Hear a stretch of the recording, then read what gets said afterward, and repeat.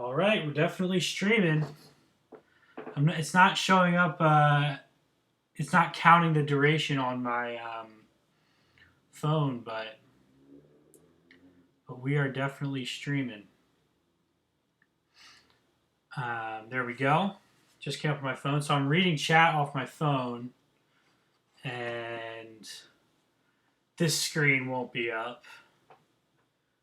But let me just wait till there's. Let me just wait a little bit before I get started. There's probably going to be lag though, particularly with this viewers count. So I don't want to sit around while there's people waiting.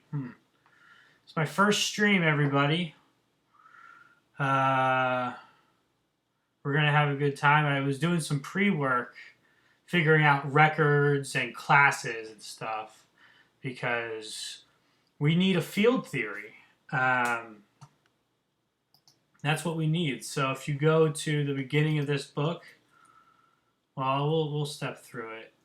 We'll step through it in a sec. But I was basically, I wanted to be able to index into, not index, but get attributes from. Like I want to be able to do foo_nat.bar, right? That should return me back nat. But it doesn't. It doesn't, because getting does not work. This is not objects. This is not like records aren't like objects. So like I'm not going to be able to look up attributes.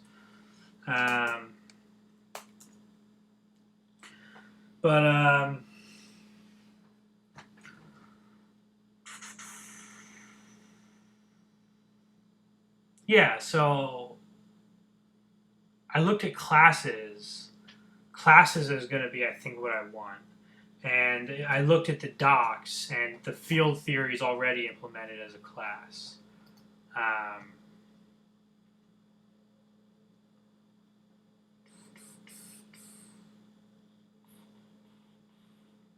I'm curious how much lag is on this screen.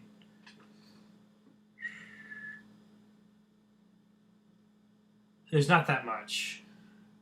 All right, I have 2 viewers. Hey, viewers. Good to see you. Now I'll get started. Now that I have 2 viewers. I'm sorry if you were there and lag just wasn't showing you until now. But now that I have 2 viewers, now I'm going to get started. So what we want to do is we're ultimately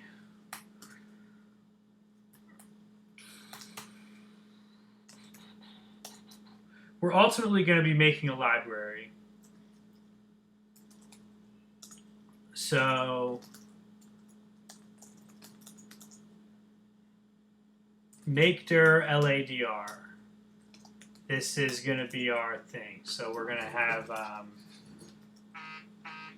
echo linear algebra done right in cock readme.md. And we are going to make dir source.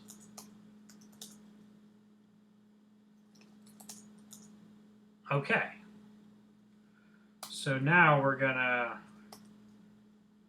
what should we call our first file? Maybe I should call it fields, because I'll be playing with fields in the beginning. I will be playing with fields in the beginning, and I might need to make my own field class, because I was looking at the library, and it might not be what I need. So let me fields.v, whatever. We'll change it if it's not what we want. So in fields.v, what I can do is I can require import field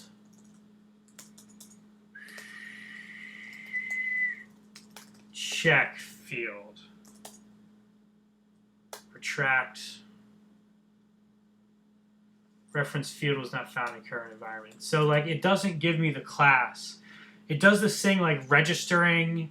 If you know about abstract classes, I'm making an analogy to Exterior powers? How would I do that? That's a good question. So exterior powers, you mean like exterior algebra? Um, Thanks for coming to the stream, Borders. It's good to see you.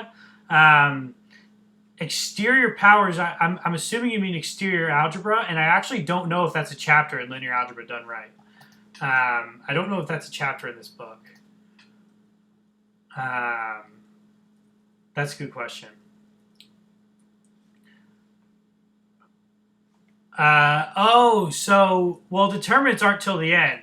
I mean, we got a long way to go, buddy. I mean, it's going to be about a year till we get to determinants. This is the first stream. So, yeah, it's determinants aren't till chapter 10. We're not going to get there for a really long time. But yeah, so it would be cool to do exterior algebras. We'll check that out when we get a chance to. I know like Serge Lang's book treats it kind of earlier, so maybe we can take a digression into Serge Lang's book if there's enough demand for it. But the first thing we need to do is create a field theory, right? Because if I'm going to create scalar mult, well, this would be a fixed point, wouldn't it? Well, it wouldn't be a fixed point if I had map, but map would be a fixed point. So like fixed point scalar mult, A is a type, but A needs to be a field. So like I need some way of doing A as a field, right? A is a type, K is an A, and I need to require import vector because I don't check. T is just the name of vector. T nat 1 is the reference T was not found in the environment, so I need to require import. How constructive do I plan on being? Hi, Very Blue Pigeon. Good to see you. Tot BWF, thanks for coming to the stream. How constructive do I plan on being? Look, I'm forced to be constructive by the theory. I mean, it's cock, right? Like, I'm not going to do a lot of axioms. I don't think I'll do a lot of axioms, but we'll see how the field theory episode goes. Because that could result in a lot of different things. We have 11 viewers now. Thank you all for coming. This is going to be fun. Right, so scalar mults. Yeah, like I'll figure out ways. Sometimes I'm going to need functional extensionality. I already did some pre-writing where I found it came up like pretty easily. So we're gonna check out if function extensionality happens. But for right now, I have to. Right now, in this very moment, I'm trying to explain.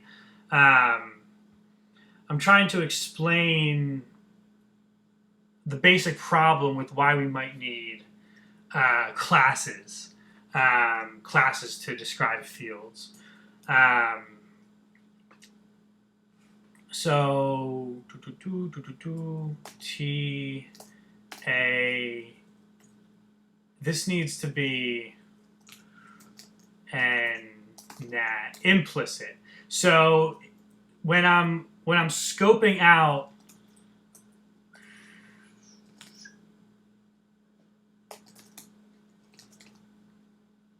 So this would look something like map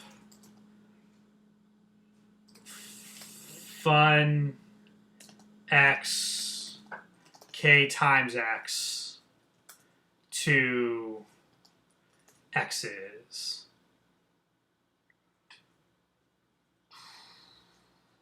Okay, so this is what scalar multiplication would basically look like, right?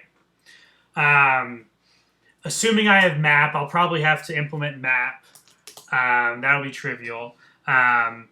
Increase font size, please. Thank you for your question. Happy to. Always happy to increase font size.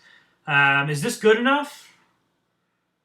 Because we can go bigger. It's a little awkward for me, but it's more like I know it's important for y'all to have good font size.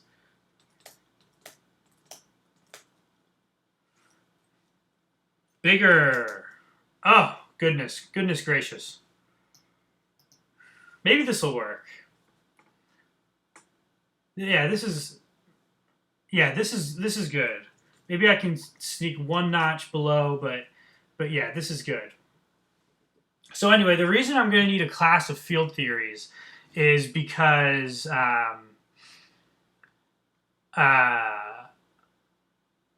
times, right? What the hell is times? A is just a type. Like, we know that X, because X is going to be like the head of X's, and X's is the type of vectors filled with A's. We know that K and A are the same type, but we don't know what times means.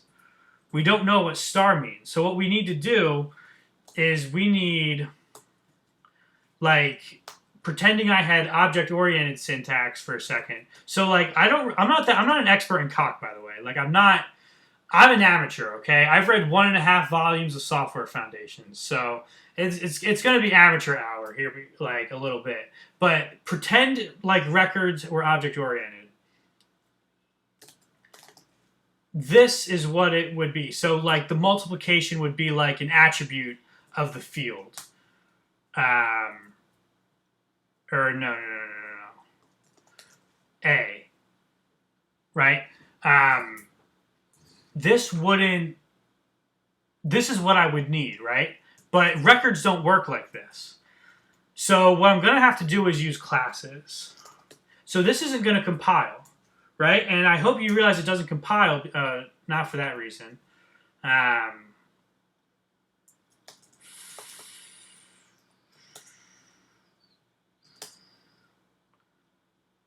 Because error in environment, the term K has type A while it's expected to have type nat. That's because the star is bound to nat, right? The star is not a polymorphic notation. And if there are people who know Coq better than me, I would love to hear about how you can make notations more polymorphic.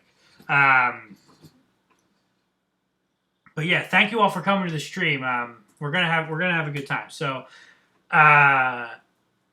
I want to go into the book just a little bit and show why I might want to have the first episode be all about field theories. Be all about fields.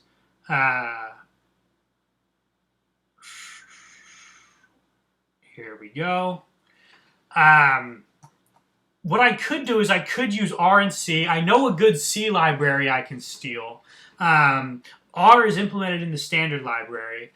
I could use R and C for everything, right? I could do this whole series just in R, but that would be boring. That wouldn't be fun. I don't think. Like, instead of worrying about, I could just say require import R, require open scope, or local open scope R scope real. No, what? Is it reals?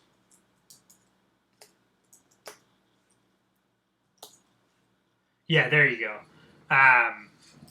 And I could just define this not polymorphic to all types, or all fields, as it were.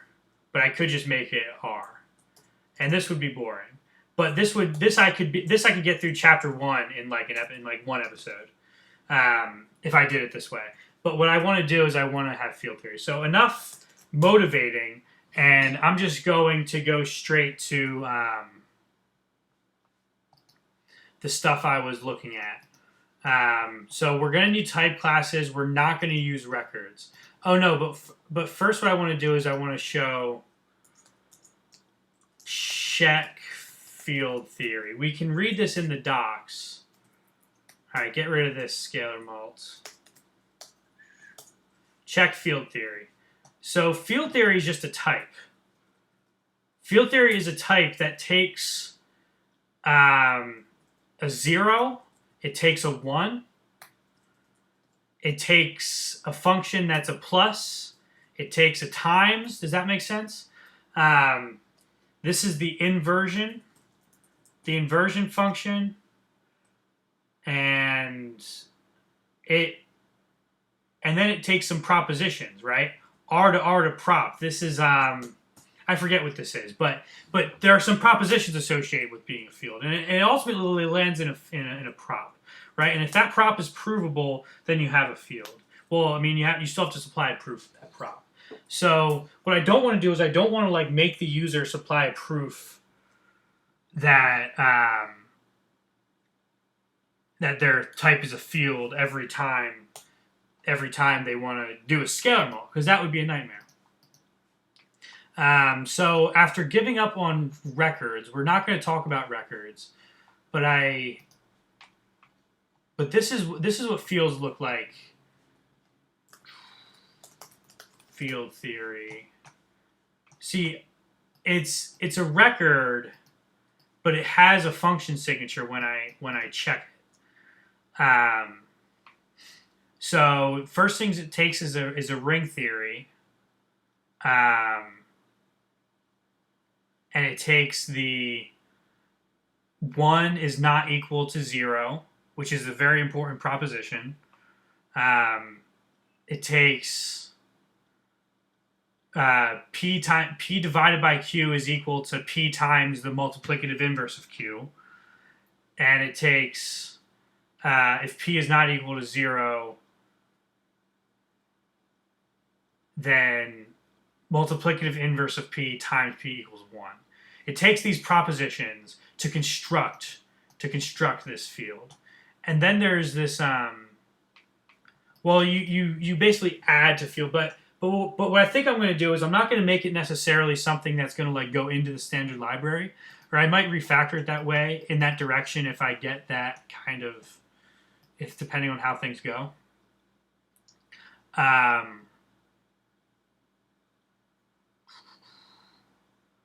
But yeah, we're gonna talk about classes. We're gonna get into classes. So this is Software Foundations. Volume 4 has a chapter on type classes. I haven't read Volume 4. But I'm basically going to read a little bit of this live on stream. Because what this can do is, I saw an example down below how it works. It's down here.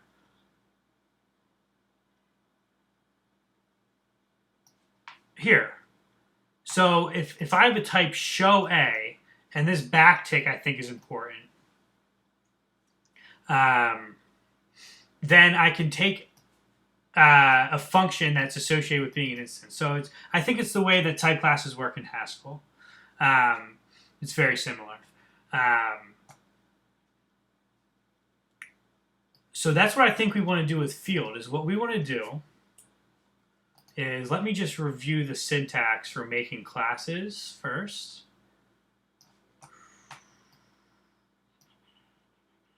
Okay. What we want to do is we want to say class field. And this is going to be different. Class field and... No. We're going to form an instance later. Is that the right syntax? Yeah, that's about right. But we pass it in A. Of course we pass it in A. That's how type classes work. Dummy. Okay. Field A. And what we want to do is we want to have all the operations. We want to have all the operations here. So a field takes an add.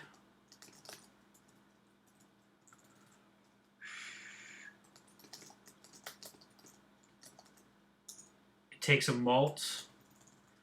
Don't I need a semicolon.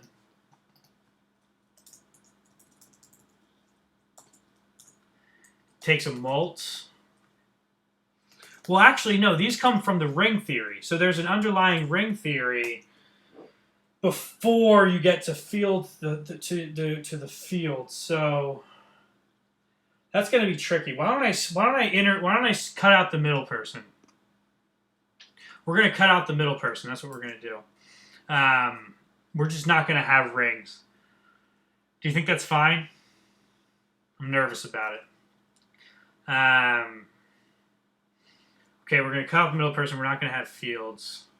We're not going to have rings. We're just going to have fields. And we're going to...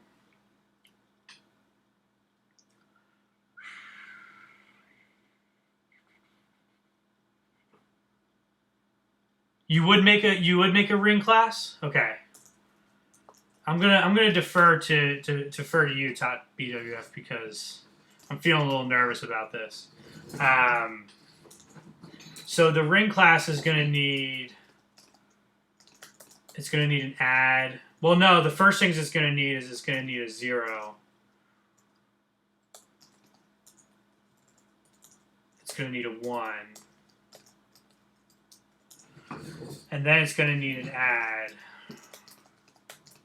So what I might do is I might do a digression and start stealing from a textbook. There's a really good textbook that teaches this called Verified Quantum Computing. Has anybody heard of it? It's pretty new. I read it like as soon as it came out. But the newest edition is published January, and I think the earlier edition was published a whole year ago at this point. But it's a really good. I could be wrong about that, but yeah, Verified Quantum Computing by Robert Rand. We might steal some stuff about that. Yeah, I love what I hear in the chat here. I love what's going on in the chat. Keep it up. I'm definitely reading the chat.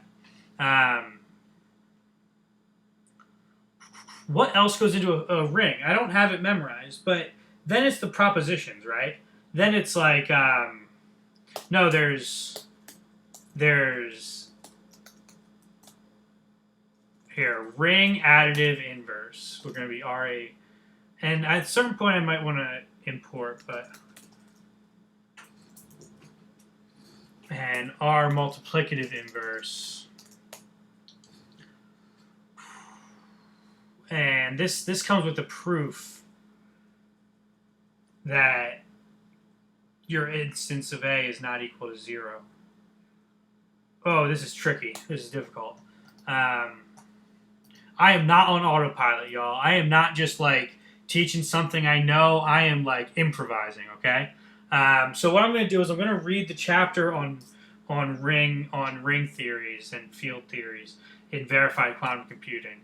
So there's a really good book that I'm going to plug that you should all read because it's awesome.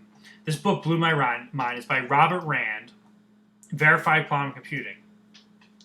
And the first chapter is actually a tutorial on the way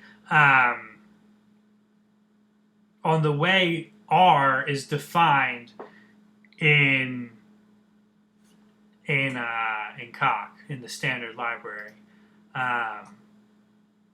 So we are checking this out. I think it needs these axioms is the thing. So it does mean axiomatic. So this goes back to Top BWF's question about like how constructive I plan on being. Look, if I need to use axioms to get through the rings and the fields, like that's the way it's going to be. That's just the way it's going to have to be. So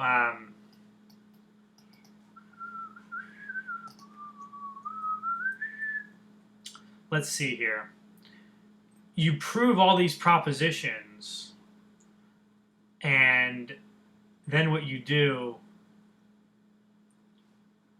is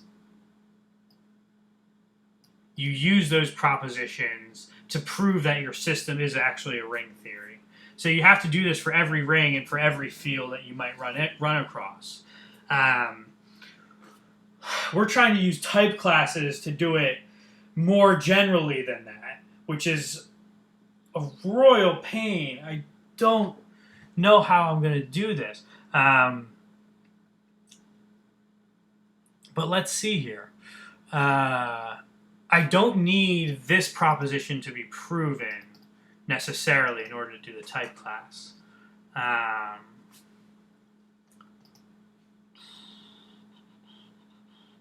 Do I? What goes into this constructor? So if I do here, let me go down here. Let's just put a dot here. Require import ring.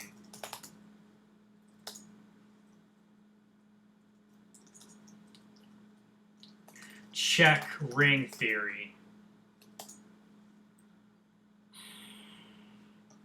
So what is this? What is this passing? It's passing two R's. It's passing its addition, and you can see them. You can see them if you read them in the book. It's passing its plus function. It's mult function. It's minus function. It's op function. So let's look at R minus and R op just so we know what they are.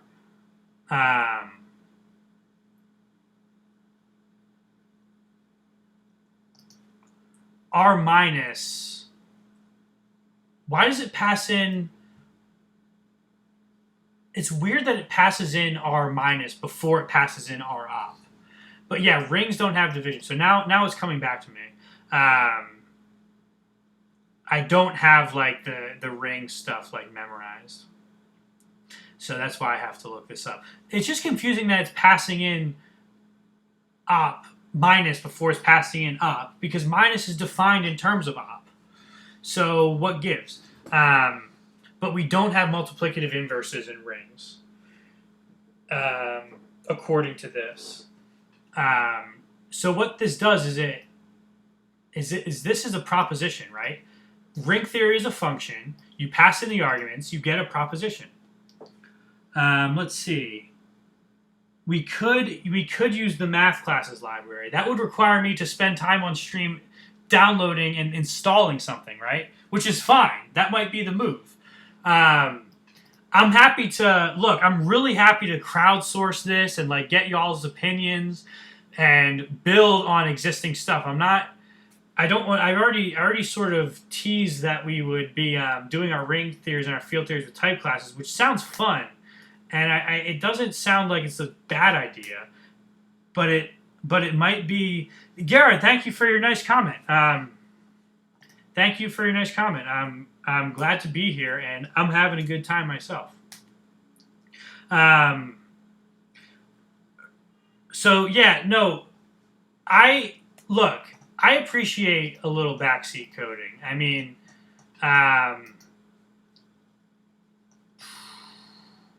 let's check this out. Oh yeah, setoids. I know a tiny bit about setoids. I know that when you import setoids, you get some tactics. You get some tactics that do a lot more for free, particularly around like certain equality situations. But this is a okay. So we do not include strong extensionality for minus and divide because it can be applied. So what is deck field, I wonder? What is deck field? This is going out of my. This is above my pay grade.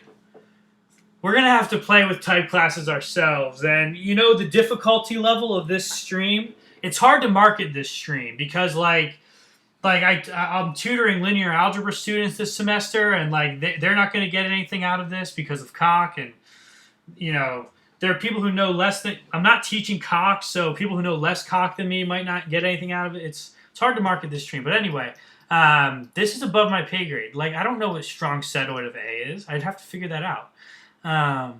That would take... Oh, this is nice, though. It has all the algebra stuff. Upper class. This is nice.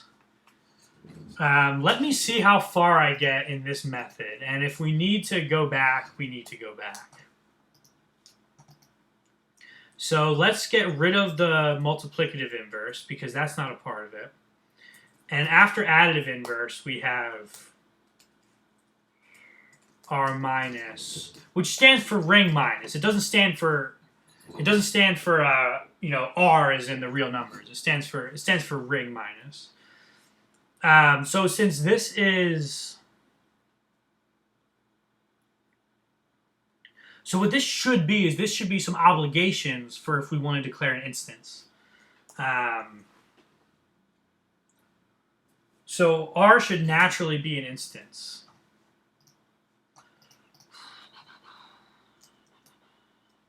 Do I have R imported here?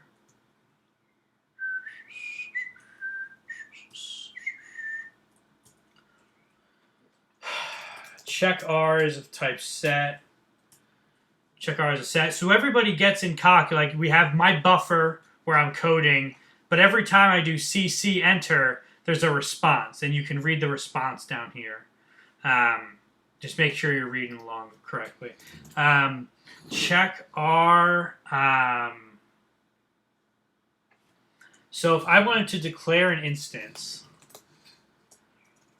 am I in R scope? If I do check 0, that's an R. So I'm in R scope right now.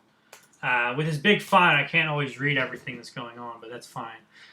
Instance, and then what is my instance?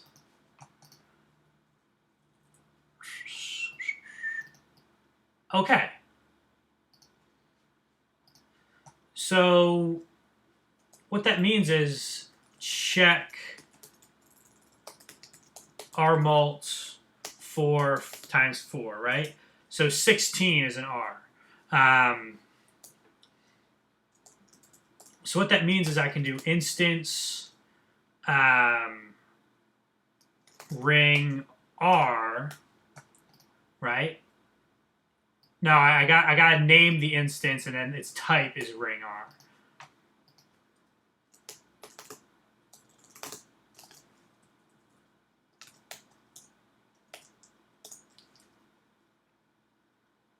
Okay, where R naught is defined as 0, R1 is defined as 1. So this is trivial right now. This isn't necessarily my goal, because what I'm gonna want to do is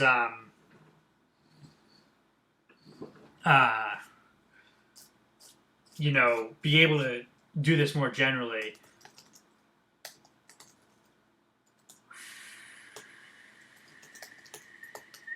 So on the left, it's R mult as in the constructors that I named. Is constructors the name? The functions that I named in the class and that I'm obliged to fulfill if I want to declare an instance. And on the right, this is the multiplication on real numbers from the standard library.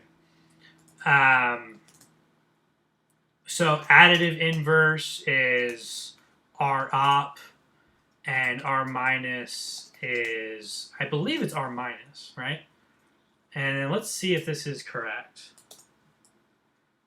R add was not found in the current environment, right? But maybe it's R add. It's not R add, but R mult was defined in the current environment.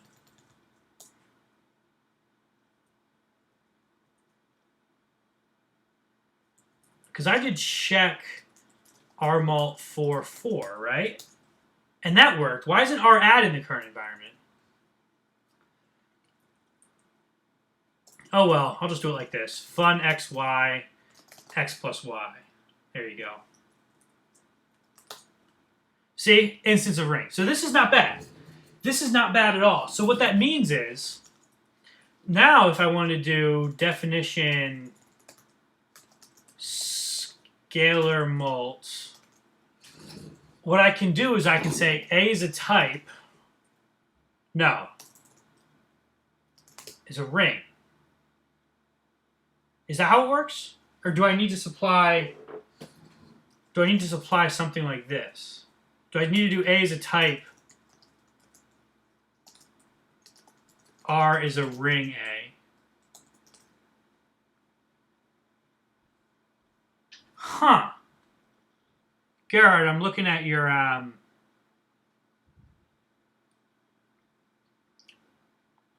Oh, you're saying I can define it, and the R apps. These are the other terms in the standard library that are definitely there.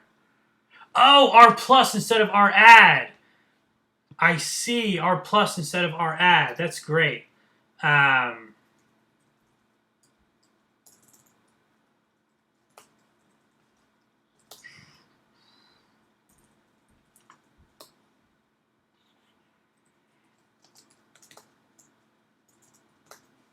there we go. Okay. So it would be something along these lines. And now my scalar mult would be fine. Now my scalar mult would be fine because what I could do is I could say K is an R. There's an implicit N here. K is an R. X is... We probably need a proof that we have a ring theory. I think you're right. I do agree with you. I wholeheartedly agree with you. It just makes it a big pain. It makes it something that... I mean... But at least it's not... Look, I've come a long way. Because like an hour ago and yesterday when I was pre-sketching this in my head... I thought I'd have to make the user supply that proof every single time they wanted to call scalar mult, and we've come a long way from there. So now they only have to do that once in the type class, when they declare the instance. So thank you, Top EWF. We need to include a proof that we have a ring theory inside our ring as well.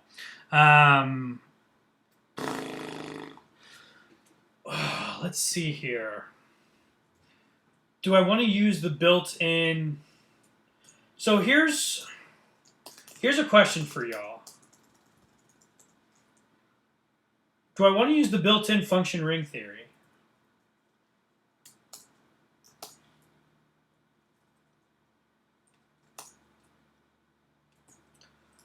Let me just finish this thought.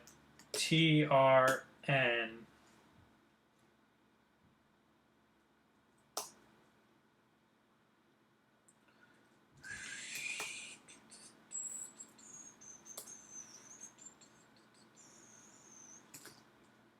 Map fun x. Watch this. R mult kx. So what this is going to do... So I don't have map defined yet, so this is going to fail. But what this is going to do is it's going to call the instance of R mult as specified in the class obligation up here at ring A.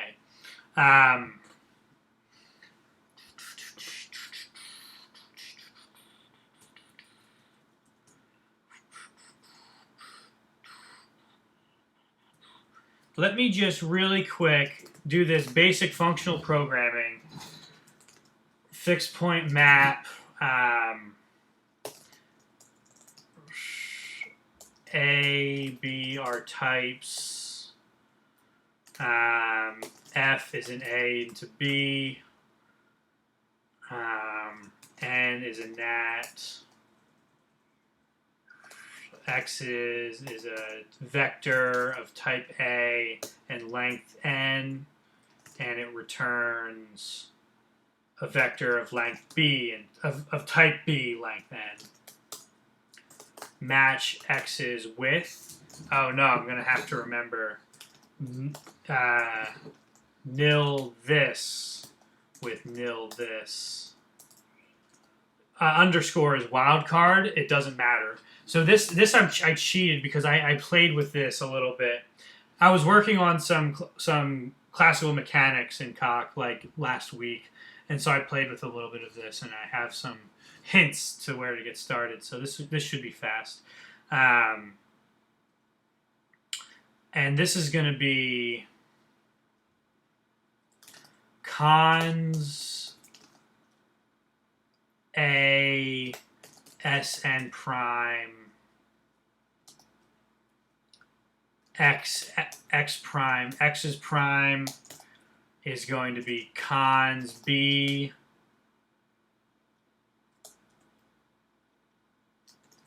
I think it's Sn prime.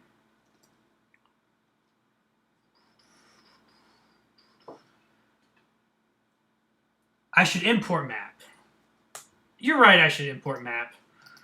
I should import map. Now I want to finish this because it's a half-formed thought, and I'll feel weird if I leave a half-formed thought. So this isn't going to take me much longer. Fx prime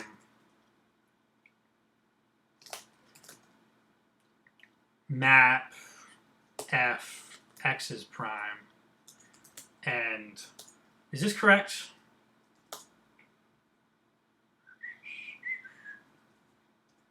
Apparently, this must be replaced with that. Oh, and cons isn't found in the... Alright, this isn't working. I'd have to debug it, and I don't feel like it because it's a side thing. Yeah, I screwed up this.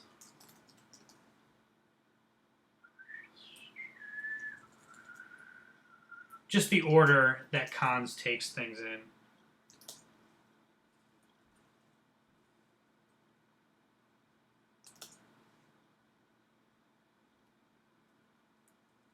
That's weird because I have nil, so cons with 0 should work. Okay, don't feel like it. It's fine. Not worried about it. How do I import map?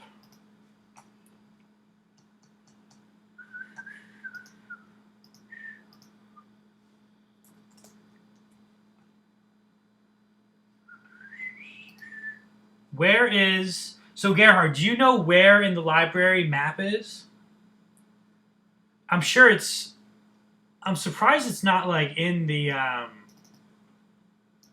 Is it in... It wouldn't be in logic. Oh, it would be in vectors.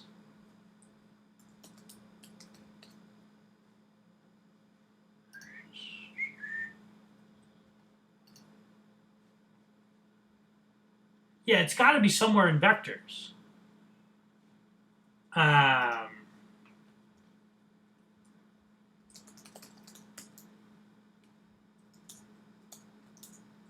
Oh, map. See, map is already... Yeah, map is in here because I imported it with vectors. So that was a waste of 5 minutes. I hope it was only 5 minutes.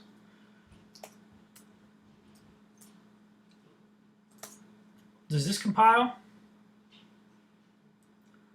R has type ring A, which should be set type prop.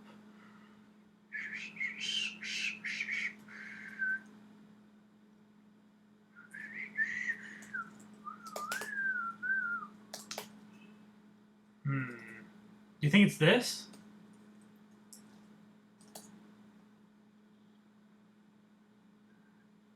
Yeah, it's thank you top BWF. It is in vectors, and it comes in when I import vector. It comes in when I import vector.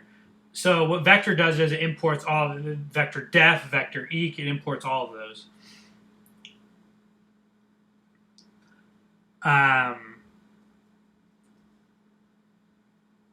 Okay. Ring has type into type.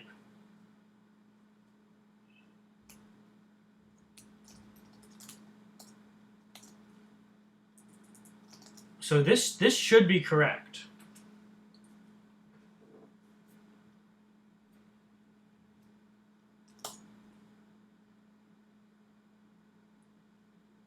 Why should this be set? Oh, because R mults.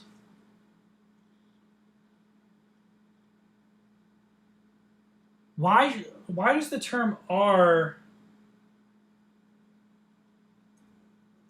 Is it because I'm doing something illegal with... Because it's a type class. Oh, no. I have to pass in my instance. You pass in your instance. But that's not satisfying because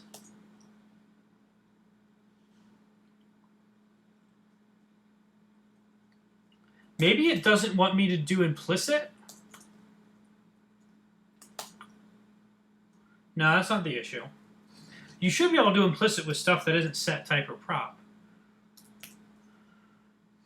And now I'm stuck. Backtick, backtick. I saw backtick in my reading.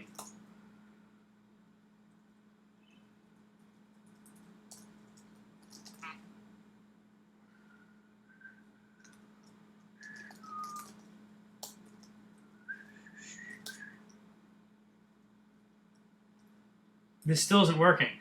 This is strange. I feel like this should be working. Thank you for the backtick. Yeah, Borders, Software Foundations. I mean, it's amazing. It totally changed my life. I highly recommend reading it. You don't give it a name either. All right, let's go back into Software Foundations and read.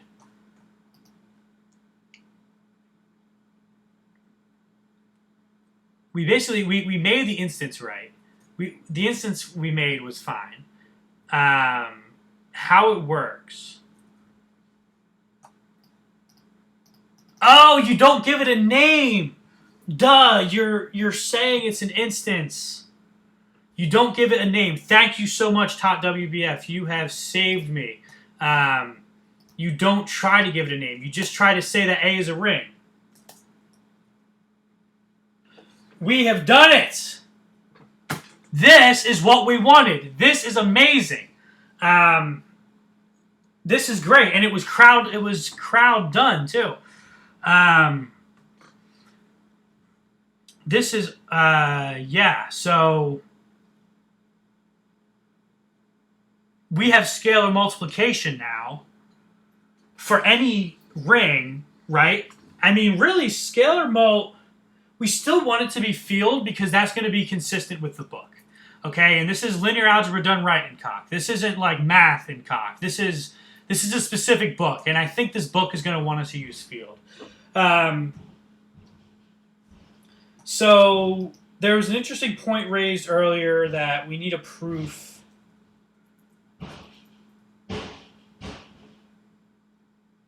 My neighbor is bashing something. We need a proof. Do we want to use the ring theory that's built in? So if I go back to standard library and I click around here, well, no, that just goes to field. Why did it take me directly to field?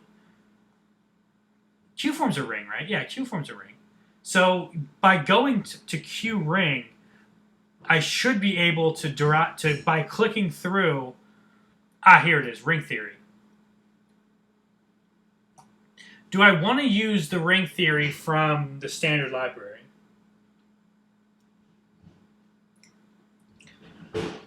But do I want to use the ring theory from the standard library? Does anybody have any thoughts, any opinions?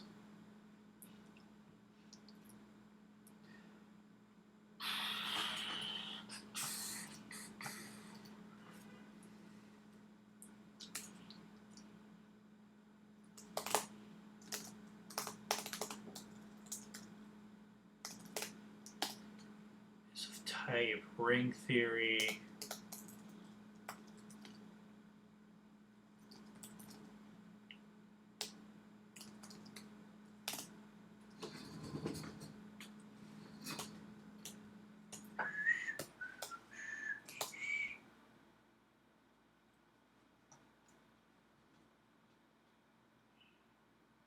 Yeah, we want our type class to work nicely with the ring tactic. But in order for that to do, you have to do like add ring, like my ring.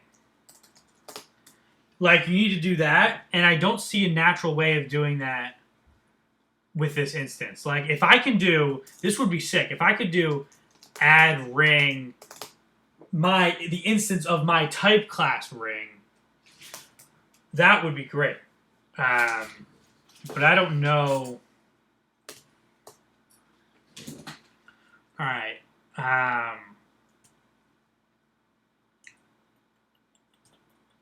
It would look something like this. But ring theory takes all these arguments.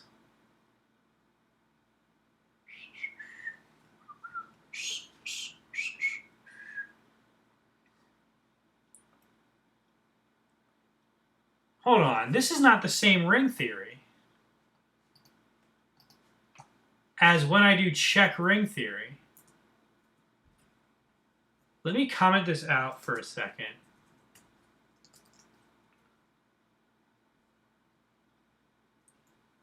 Look at check ring theory.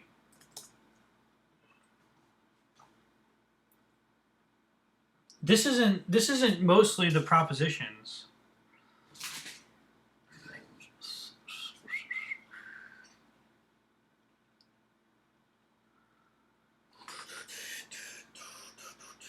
Borders, another book that looks good is CPDT, Certified Programming Independent Types. It's another Coq book. It's by Adam Chapala, and it looks really good. I haven't read much of it at all. I read the co-inductive chapter, but yeah, that you should check out as well. But yeah, Software Foundations, like totally, like favorite book of all time. I recommend it. I tell everybody to read Software Foundations and do the exercises. You can't skip the exercises. You got to do them.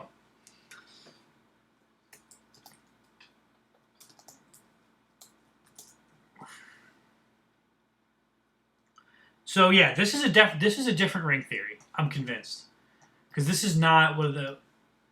They're called the same thing, but they're not the same thing, unless I'm totally mistaken.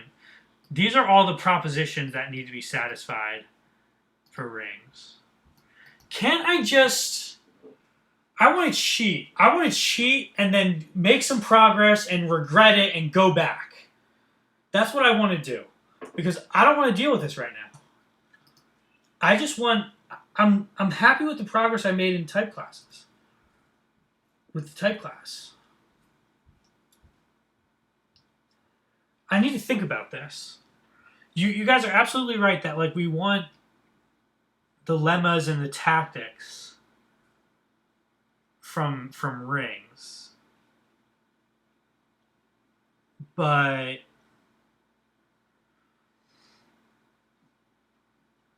we need them. We need the lemmas and the tactics from rings.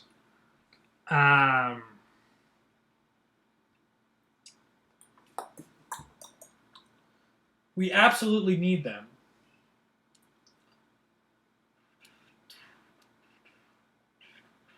But I think in the case of R or C, if we steal the C library from verified quantum computing, we have that. Like we have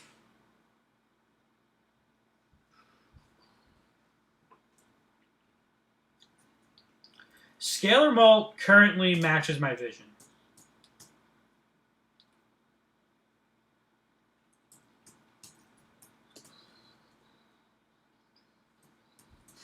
Let's see.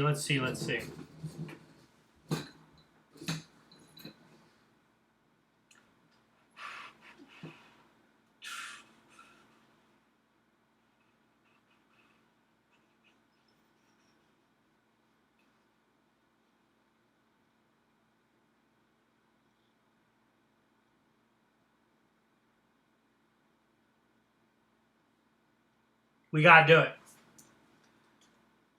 We gotta supply that proof. So here's this is gonna be fun. We're gonna figure out what the hell I mean. First of all, why doesn't this compile? Because I have too many dots? That's not why. Does it need a semicolon?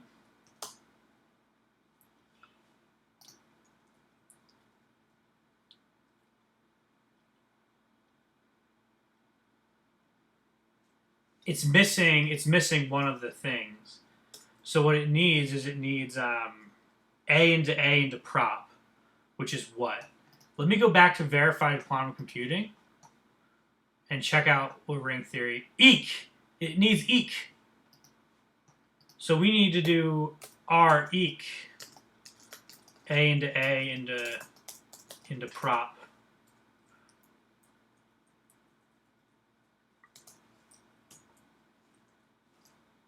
It already knows it compiles. So now our instance isn't going to work. Well, I think I can just pass it eq, right? Because eq is that powerful.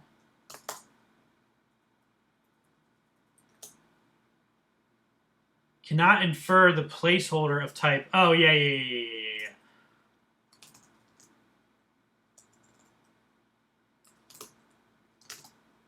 And then this should already...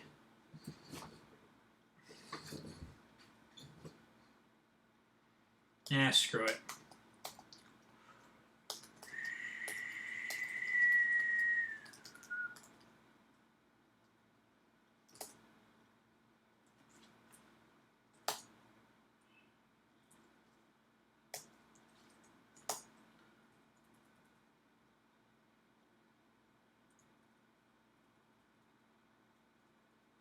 Oh, I forgot.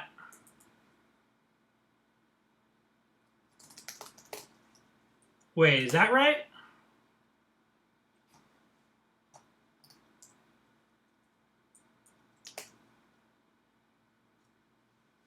No, no, what I need is I need the proof. I need to pass in theorem R ring theory 0, 1, R plus, R mult, R minus, R op, eq.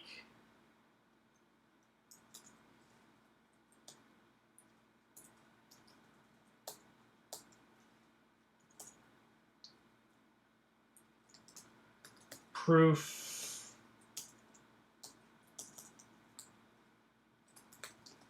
How do I prove this?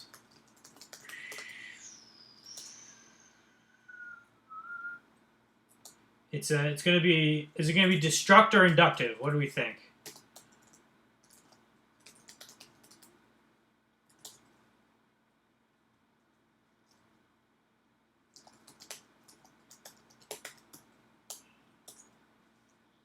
It's not an inductive product. All right. Look, I'm going to cheat with some of this stuff. Some of this foundational algebra stuff, I'm telling you, it's not what I... generates the sub-goals. I need to make my goals bigger.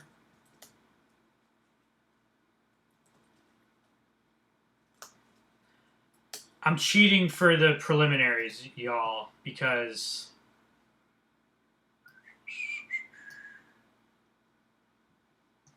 this should just work.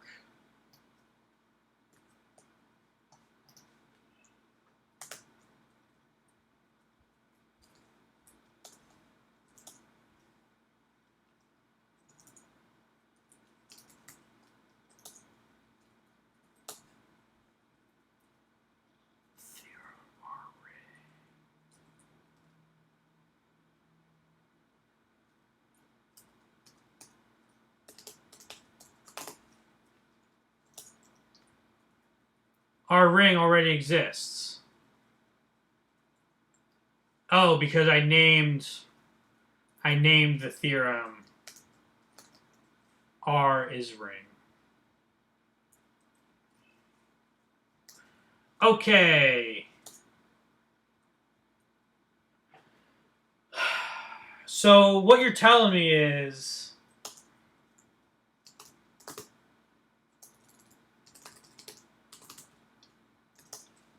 I want to do some tests. I mean, I only tested on R, but maybe I should like define a modular arithmetic or something, so I can like really know how this is working. Okay, let me catch up on chat because I haven't been reading. Here's a compromise. Terry by the day, thank you for the follow. What's the constructor tactic? I will explain that in a second. Use the same names, keep moving through and stuff. When you're frustrated, just switch to the standard ones. Yeah, you're right. That's probably a good method.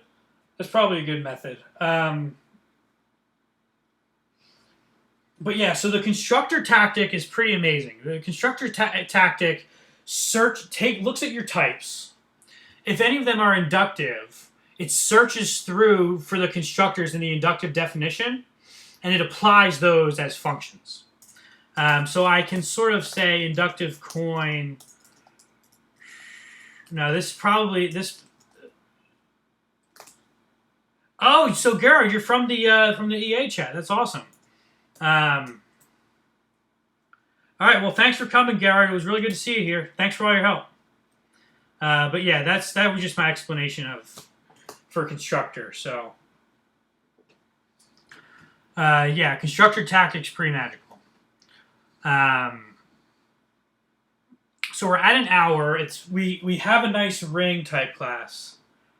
Yeah, it's going to be just Sundays. All I have is Sundays available, so I figured it would just be consistent. But I'll see you here next Sunday, Gerhard.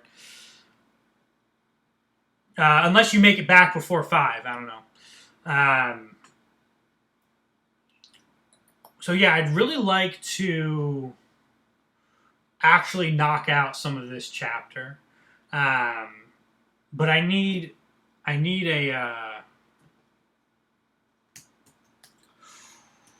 a field type class now.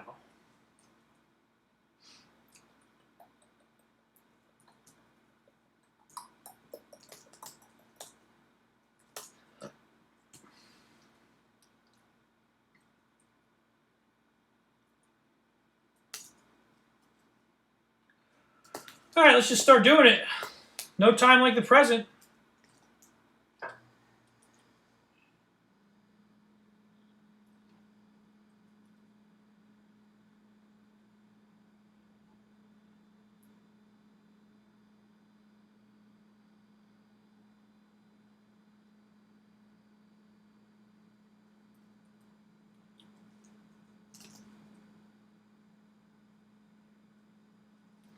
I scrolled up there to read the syntax, and by the time I got to the bottom, I forgot. Okay, field A is defined as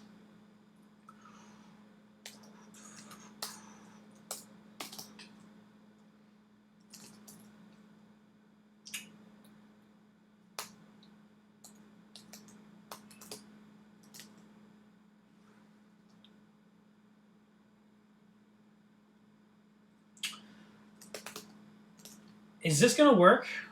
I feel like that's not how you do the inheritance. Let's go back to the book.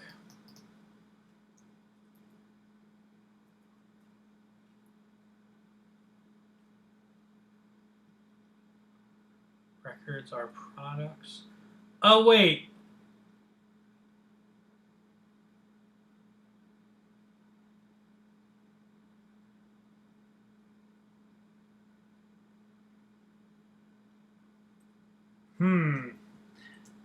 Type classes are records. That's interesting. Inferring instances. We don't want that. We want inheritance.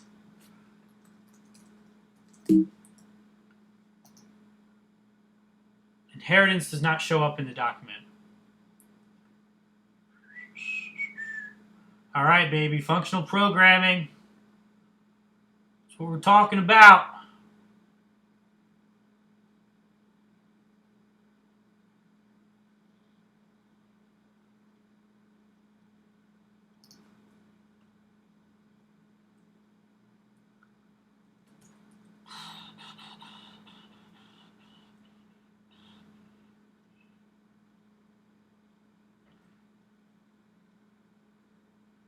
Alternative structuring. I'm just scanning through this document trying to figure out. So okay, let's talk about what I want in Haskell syntax. I want class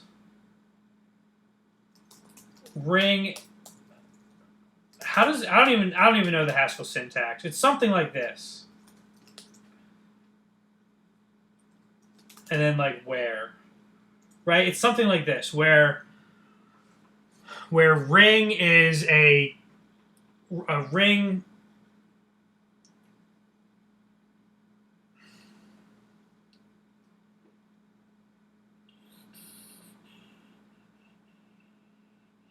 what's the words I'm looking for? A ring is a prerequisite for a field, right? You need to satisfy ring in order to satisfy field. That's what I want. The way it's like this. Functor, if I have a functor A, then I can create an applicative A. Like, whatever that syntax is. I'm looking for that equivalent here in Coq. I have no experience with type classes in Coq.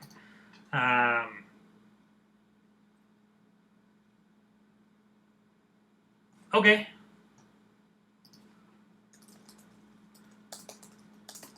Class hierarchies.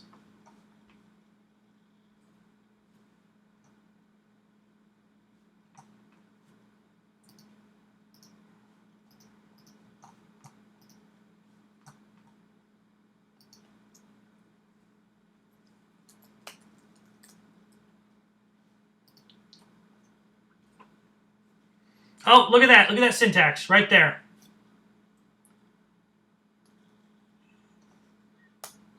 All right. Thank you, Top EWF, for that hint. No, the tutorial I was looking at, that's what I was... Oh, hierarchy, like search hierarchy in... Where is it? In this. Yeah, it's here. It's here. I just wasn't using the right word. Hierarchy is obviously the right word. I don't know why I didn't think of that.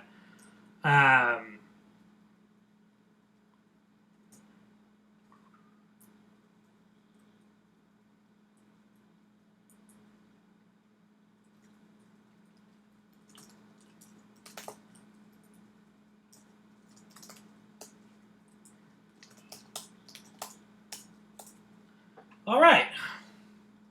Now, what else goes into...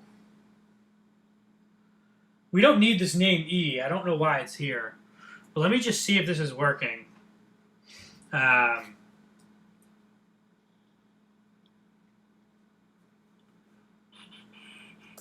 Like, A is of type A. Inductive definitions expected after finite token.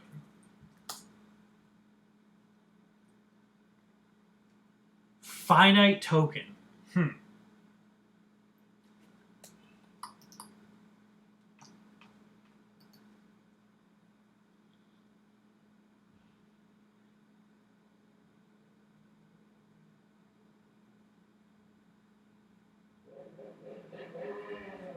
This is nice.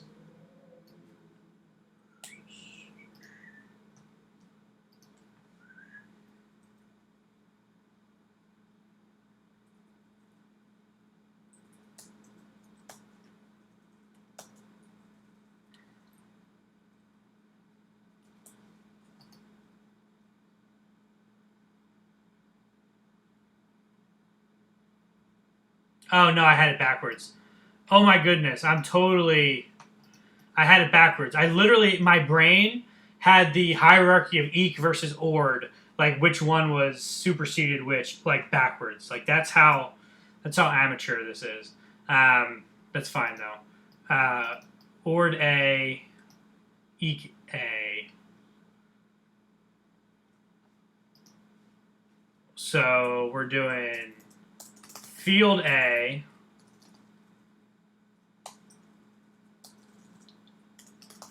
ring A. Boom! We have inheritance. We have type class hierarchy, baby. That's what we're talking about. Okay. What else does a field have? A field has, let me just write it all down. I don't need to do anything like I would in a record where I would, like, is ring A, because the machinery does that for me. So that's nice. What I do need to do is I might just look this up in the reference again because I really don't care. I'm not here for the pure algebra, y'all. I gotta tell you, I'm here for linear algebra done right by Sheldon Axler. I just have to get done this ring and field stuff first. It's just a prerequisite. We're gonna have fun reading the book, but first we're gonna do ring and field stuff. I was gonna actually just like read some passages. just like just read some passages aloud in between ring and field, but I already got started doing fields, so let me just keep going. So the other things it has is it has. Wait, you're meaning to tell me that ring doesn't have 0 is not equal to 1? That doesn't make sense. Div equals im. Reflex.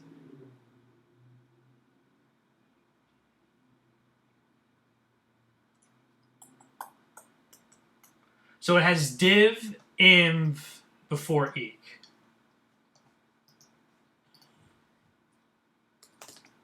So yeah, field is just ring plus div and eq.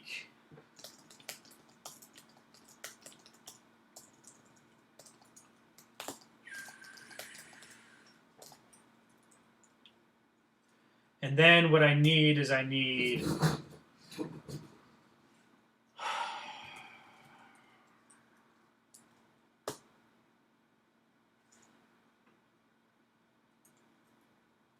I'm going to call this is ring.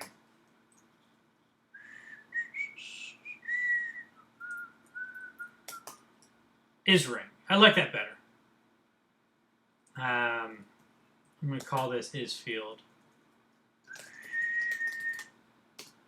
But how do I do this? R0. Oh yeah, I just do this.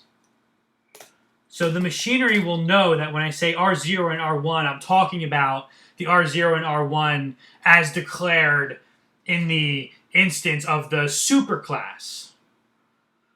And it will know that, is my logic. I hope I'm right.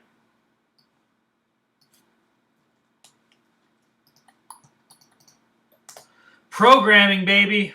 We are programming. So much more fun than work. Work is just not real programming.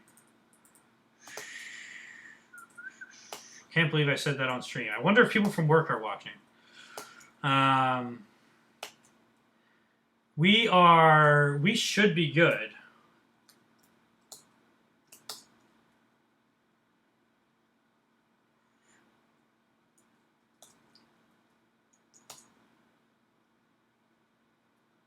Our op was not found? What do you mean our op was not found? Oh, additive inverse. Instead of, I didn't use the word opposite. I used the word ainv to mean additive inverse, which is fine.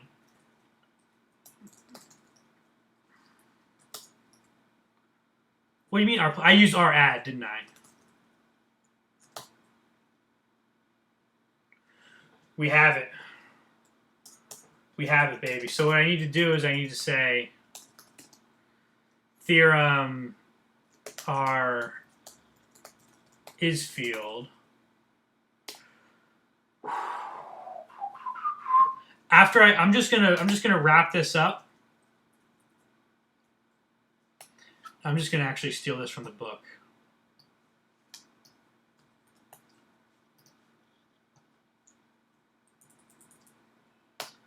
Once again, I'm gonna plug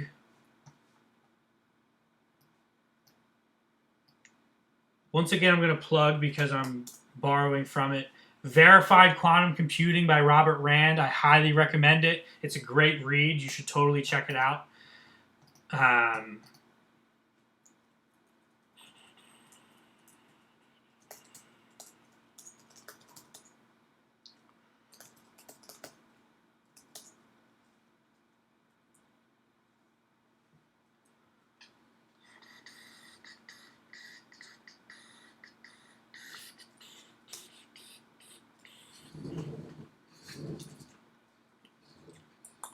This is great. We got type classes. I was not expecting to use type classes.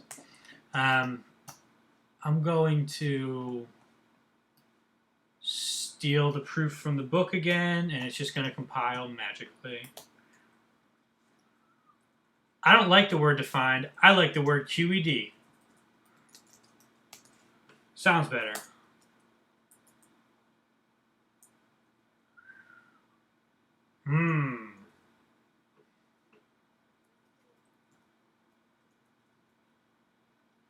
I called it R is ring.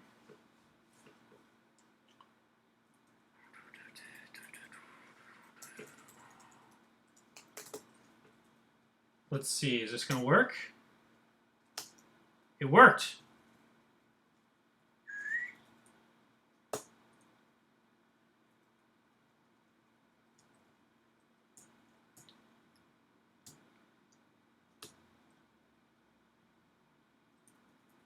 All right, this is great. This is great. So I'm just going to wrap up this instance. Then I'm going to take a number 1. Then I'm going to read some of the book. It's going to be good. You know, keep asking questions. I'm still watching stream. I'm still watching the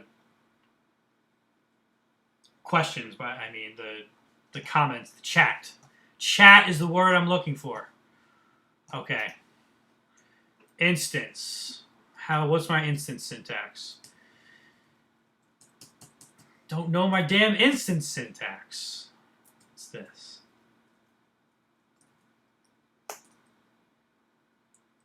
Oh, but I might need something for instance with hierarchies.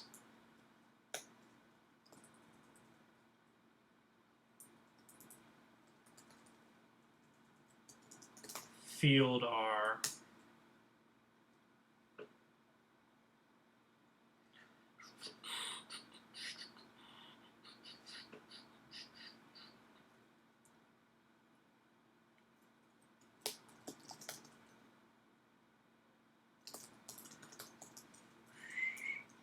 So what I can do is if I do locate slash, I get all of the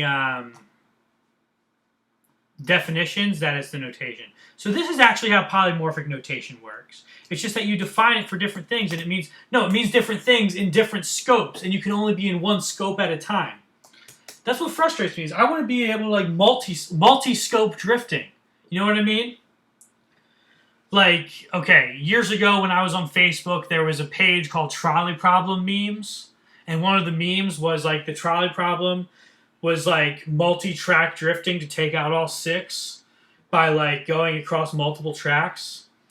And like what they called that was multi-track drifting. What I want is multi-scope drifting. And I don't have it. I just don't have it. rdiv. What else goes into the field? Rinv. So locate minus. It's going to be rop.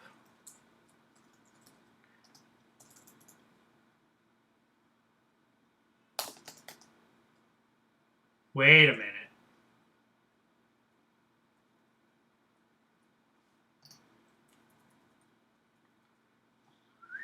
It's not rop. I'm not looking for minus. What am I talking about? I'm looking for division. What I want to do is I want to read the output of this more.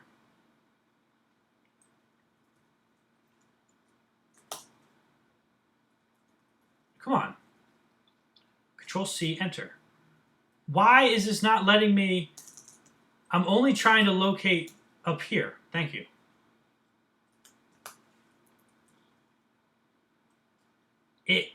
Rinv.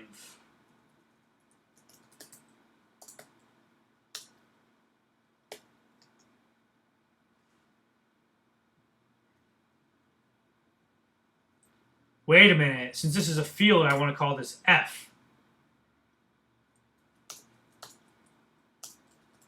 Is field is defined as R is field.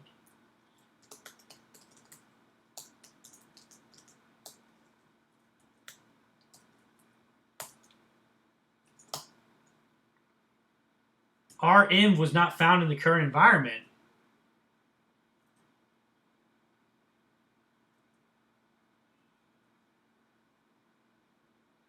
Oh. Oops. Need to rename this here and here. And we are down to... Okay, there's the instance. There's the instance. And now the book The book defines scalar mult on fields. So that's what I want to do. The book defines scalar mult on fields. Okay, give me a hot second. I'm just gonna have a number one real quick.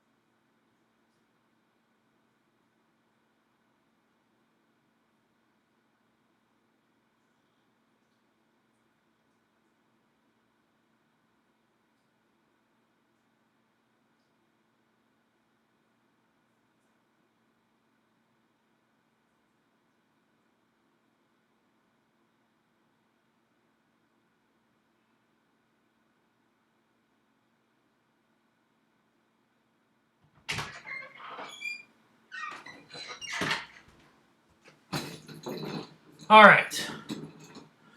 So we made an instance in terms of our class. This isn't like what is important for the standard library. This is what's important for the standard library. It's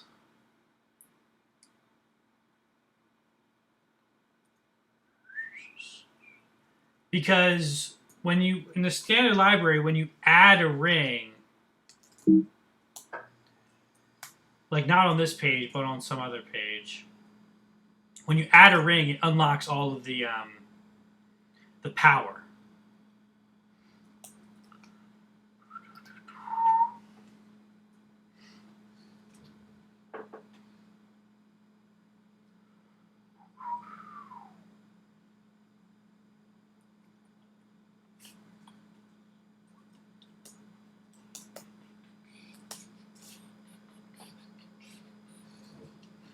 I'm really excited about getting the scalar mult the way I want it to be. Like, there's a proof obligation when you instantiate the class, but there's not a proof obligation when you call the function, which is exactly how it needed to go. Really excited. So what I want to do is I want to test this stuff out. Like, there's a really powerful tactic called LRA, which stands for linear real arithmetic. And it just solves the shit out of like problems in real numbers. It's like require import psats. Well, you can import psats, or you can just import LRA. Theorem 1 plus 3 divided by 5 times 6. I don't know what the hell that equals here. Well, I'm not going to demonstrate LRA, but you should read Verified Quantum Computing to get more information about LRA. And I want to make sure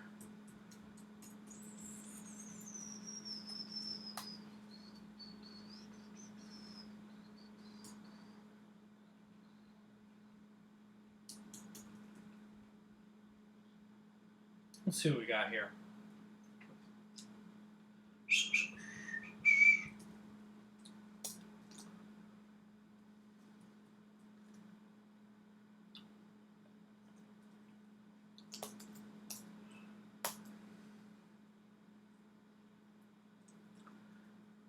Clean stuff up a little bit. The main thing that's important is our class ring and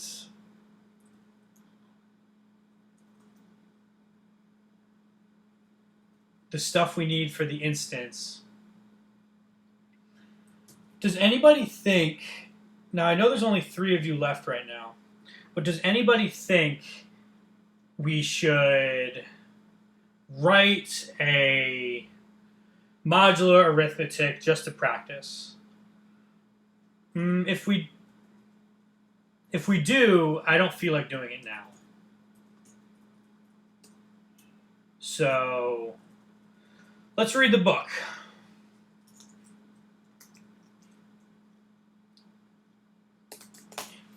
Let's read the book.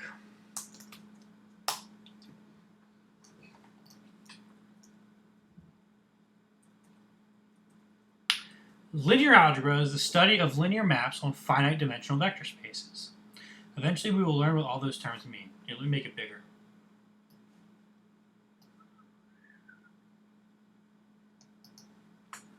Finite dimensional vector spaces. In this chapter, we will define vector spaces and discuss their elementary properties. Yeah, now that I know how to do classes, vector spaces is going to be a lot of fun. So in linear algebra, better theorems and more insight emerge if complex numbers are investigated along with real numbers. Thus, we will begin by introducing the complex numbers and their basic properties. Oh, I'm going to skip that. We will generalize the examples of a plane ordinary space to Rn and Cn, C to the n, which we then will generalize to the notion of a vector space. The elementary properties of a vector space will already seem familiar to you. Then our next topic will be subspaces, which play a role in vector spaces, analogous to the role played by subsets for sets. Finally, we will look at sums of subspaces analogous to unions of subsets and direct sums of subspaces analogous to unions of disjoint sets. Got it?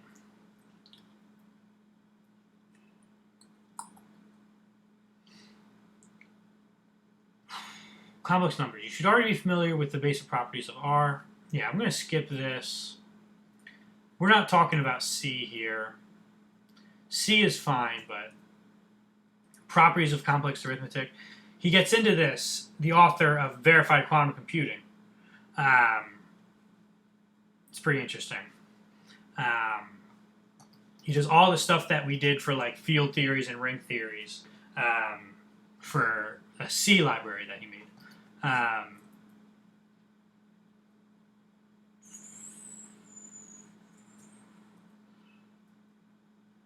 Yeah, C. One second, I just yawned, so I think I'm gonna like heat up some coffee. I'm gonna heat up some coffee, but I'll keep talking while I do it. Oh wait, I gotta clean a pan before I can heat up the coffee because I don't have a microwave, so.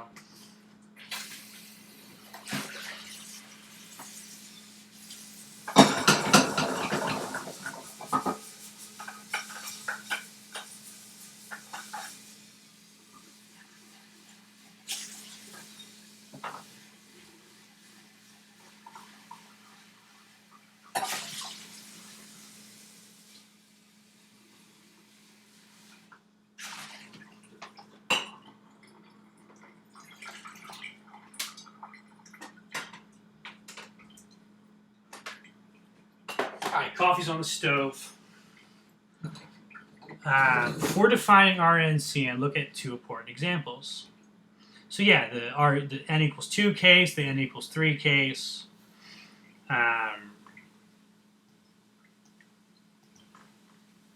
Right, so list. So this is going to be vector, right? We're talking about check t, lowercase t. It's a function from type into nat into type. That's what a list is going to be. Suppose n is a non-negative integer.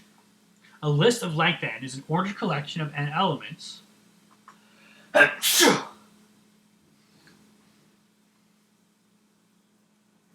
False sneeze. Second sneeze didn't happen. Which might be numbers, other lists, or more abstract entities, separated by commas and surrounded by parentheses. A list of length n looks like this. Two lists are equal if and only if they have the same length and the same elements in the same order. Right, many mathematicians call a list of length n an n-tuple. Blah, blah, blah.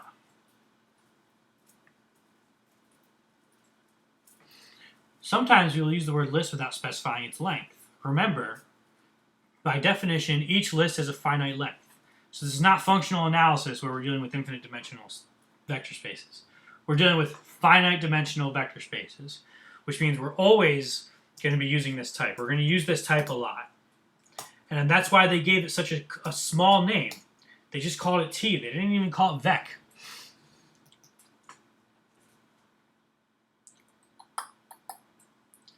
Nil, as we would say. A list of length 0 looks like this. We call that nil in Coq. That's great. we consider such an object to be a list so that our theorems will not have trivial exceptions. Yep, the empty list is indeed a list. The empty vector is indeed a vector. All right, f to the n.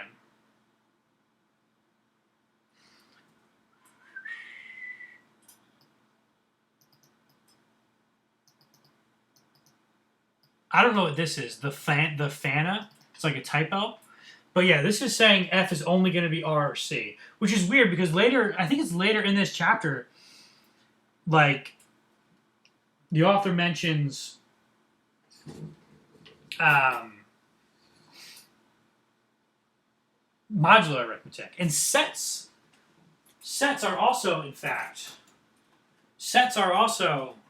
vectors. If you define the thing that, like, I'll just do it in Python real quick. Like, set. Hold on, wait, the coffee.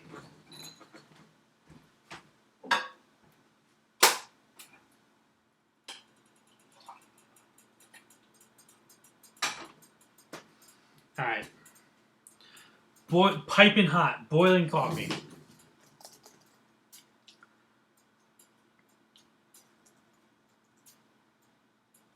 The set x plus y equals x plus y for x, y in zip x, y. That's an addition on sets, right? And you can do a similar thing for scalars. Thus, sets form a vector space, right? Well, subsets of a field form a vector space. So that's why I wanted to be something more interesting and define the field theory with the type class. Is why I wanted to do that.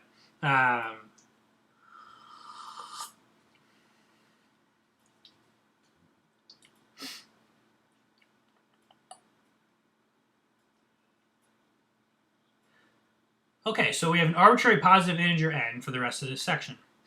F to the n is the sets of all x1 dot dot dot xn, where each xj is in f for every j in 1 dot dot n. So honestly, for us to write down f to the n, all we have to do is, I mean, we need an n, but check fun n into t. Here, it's really going to be fun f, fun t into t f n. No, not fun t, fun f.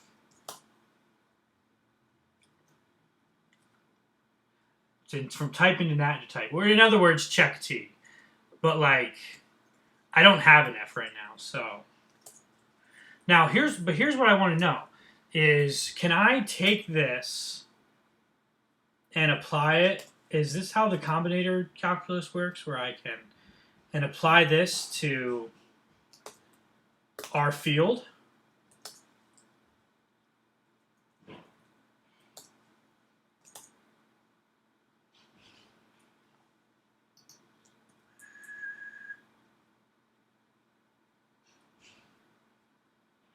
Shoot. That bums me out. That really bums me out. That really bums me out. I am bummed.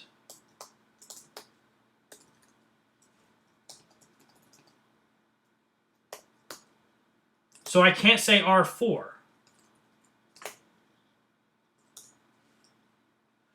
I can't do it, y'all. I can't say R4 for the field R. I can do it for the type R. That totally bums me out. We're going to have to figure something out later. I mean, this is not satisfying because I want to know that R is a field. I'm just going to... Wait.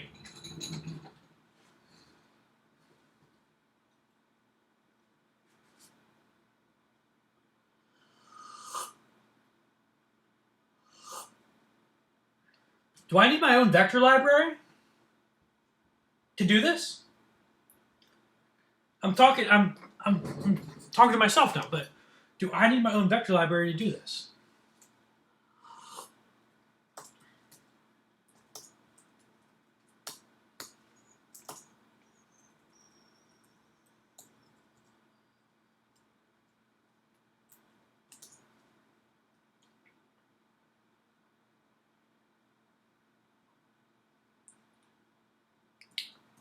That's disappointing. I might need my own vector library.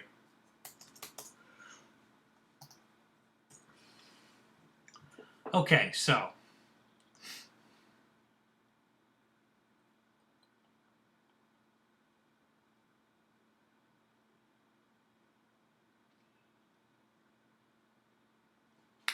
yep, we can index into a list and we can get an element out that's trivial. It's not defined if J is not in outside of N. We're probably not going to get into like monad or anything for like if J is outside of the legal area. It'll just fail. It won't try to catch it.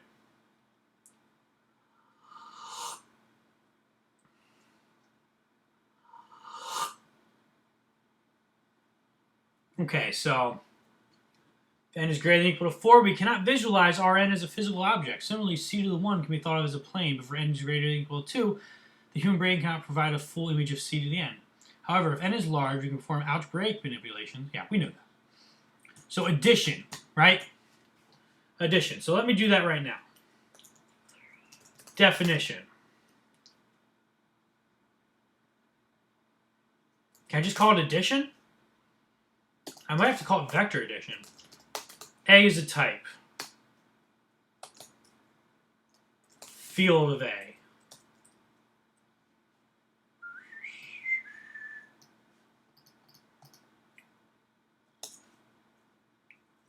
Or is this going to be a fixed point?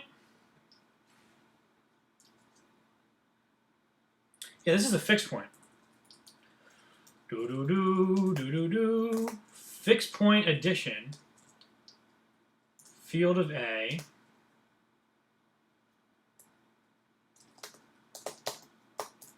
Oh, don't forget the implicit N.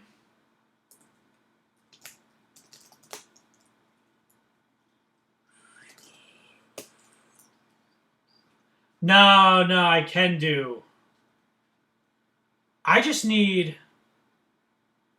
It's a compile time obligation. So I didn't want the fact that A is a field to be a runtime obligation. But I'm happy if it's a compile time obligation. So I don't think I'll need to roll my own vector library.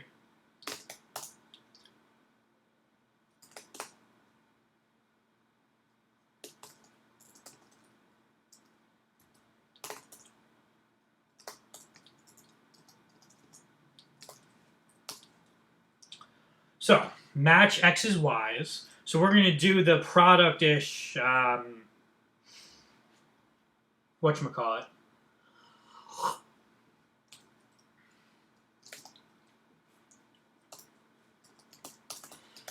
Pattern match. Is there a zip that ships with vet? Great question. Zip was not found in current environment.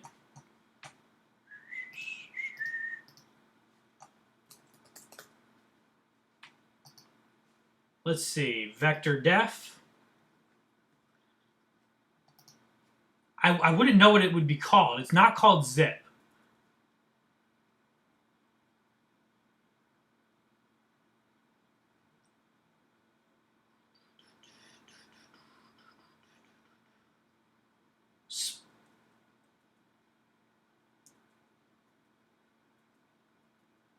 What else is zip called? Here's some non-dependent useful instantiation of induction schemes. It's going to be in here.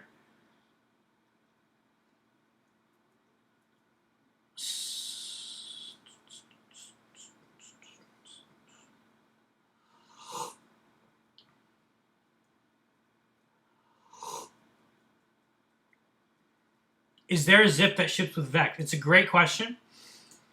I don't see it here, though. It would be here. If it was anywhere, it would be here.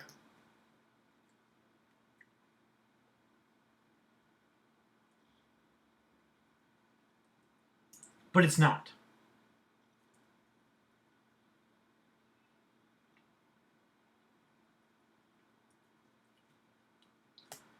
Do you think I should roll? Should I roll addition, or should I roll zip, and then roll addition?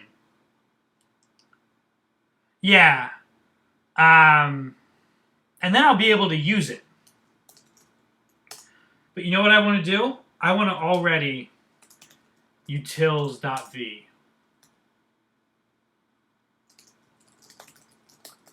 Oop! Don't forget the size.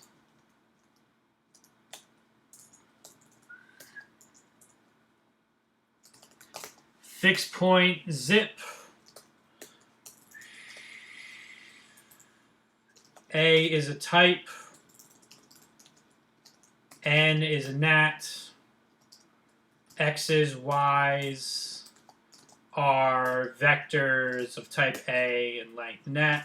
And it lands in... This is actually going to be trickier because I'm doing this wrong, first of all. I'm totally not doing it right. It's AB.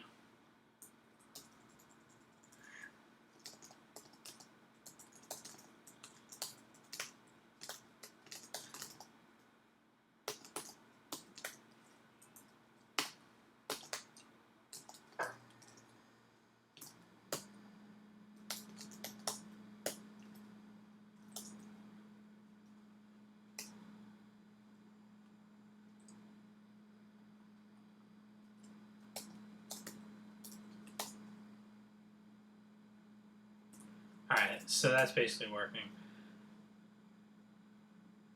Oh, yeah, I want to do zip width. Alright, you know what? Let's just have some functional programming. Like, I've done this numerous times. It's not going to be too much of a digression to just do some functional programming. So I'm going to implement zip and zip width. Zip width is... Yeah, I was going to roll addition with zip, but rolling addition with zip width is much better.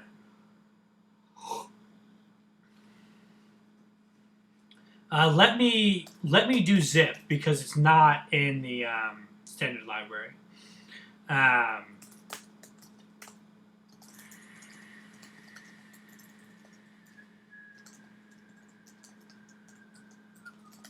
So a pair of nils results in a pair of nils, and I forget if this is the constructor.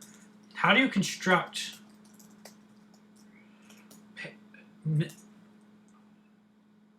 That's a nat star nat. So yeah, that's perfect. So this is product types, everybody. Product types. So what we're doing is we're the star is the type level of product, which is basically like Cartesian product, more or less. This leg of this branch of the pattern matching is terrible because you gotta do cons.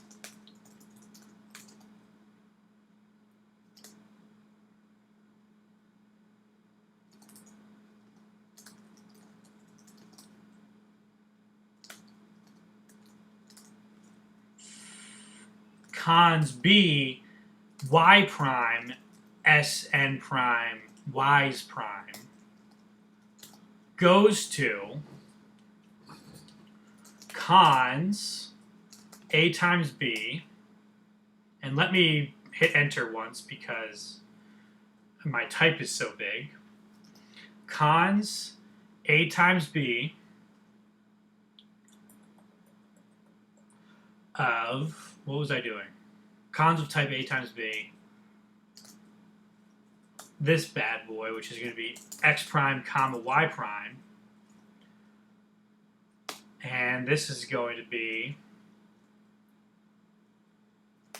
Sn prime on zip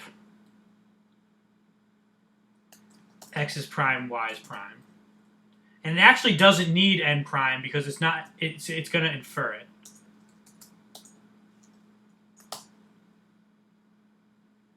Expecting 2 patterns but found 1. Oh! Because the parentheses is 1 pattern of a product item instead of 2 patterns. This is not important.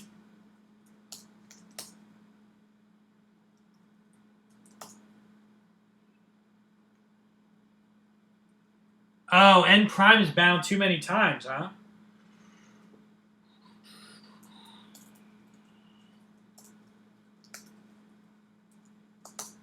I replaced it with a wildcard. Oh shit, this is wrong. I want this to be nil A times B.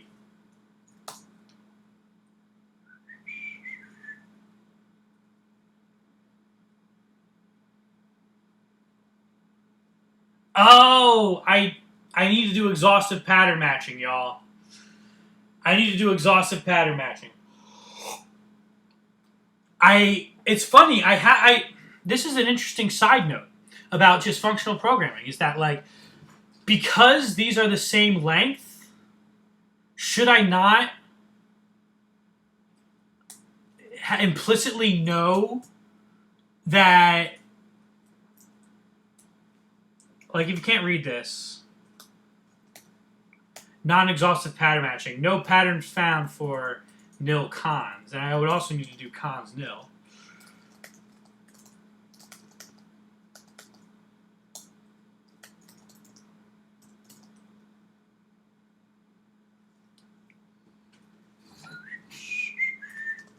Okay, I'm just doing this as fast as possible.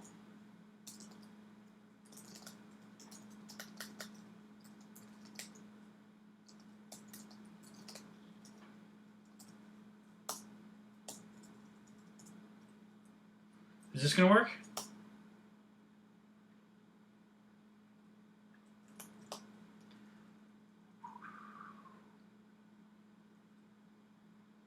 Yeah, it has T, AB0. Well, it's like,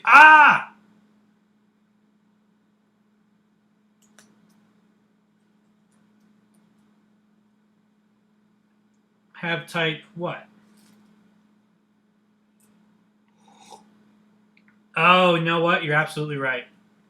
I need to actually try for this.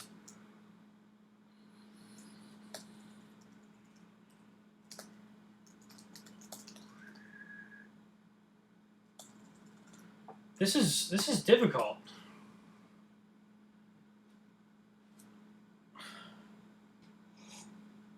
This is more difficult than it should be. This was supposed to be easy.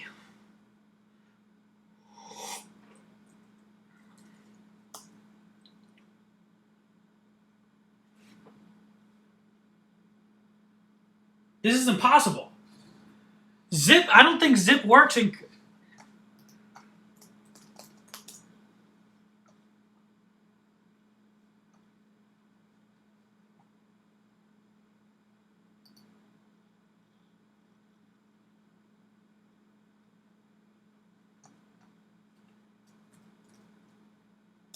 I can do zip on list, but I can't do zip on...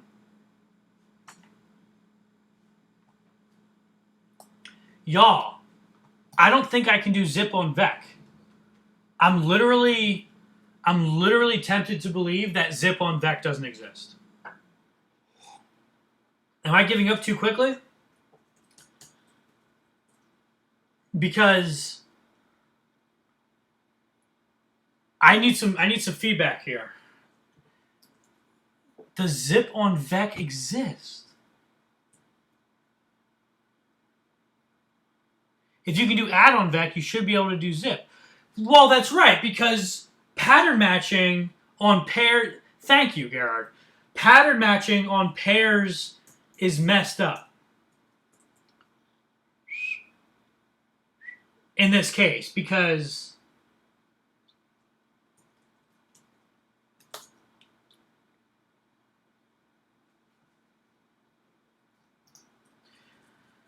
pattern matching on pairs is totally messed up. Like,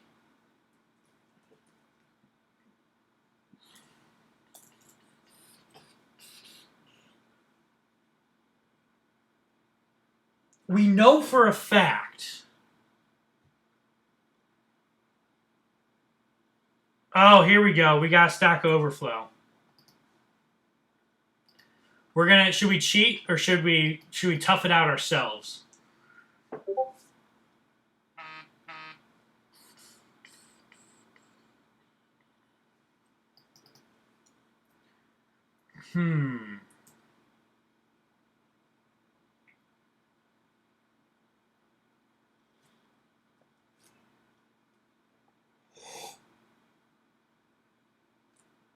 The convoy pattern. It's not possible to implement this function so easily in plain cock. You need to rewrite your function using the convoy pattern.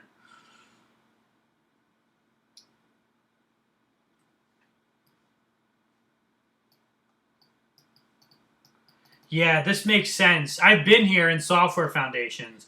Look, I tried to dodge the situation by replacing one of these ends with a wildcard. Okay? But that's not going to work because it needs a proof that n equals m. So what I'm really doing is I'm doing Sm prime, and it needs a proof that n prime equals m prime. And it's not going to get it. I mean, I don't know how to get it. So that's why, y'all, what if we make our own vector library for this project? Like, what the heck is the convoy pattern? It's not possible to implement this function so easily in plain cock. You need to rewrite your function using the convoy pattern.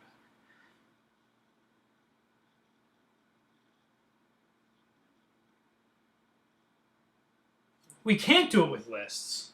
Because lists... Well, lists aren't streams. Lists are finite dimensional. I really thought this was going to be with vectors. Maybe I'm wrong. Maybe it is going to be with lists. But this is nice. This convoy pattern, I don't know why they call it convoy pattern, but...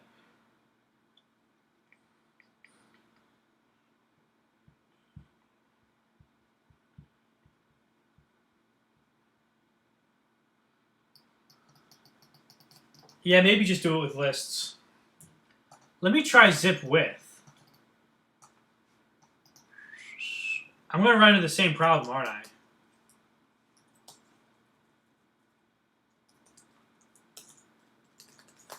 If it's a fixed point, it's a problem. I don't know, y'all. Camel case or snake case? I mean, this would be nice as just one word.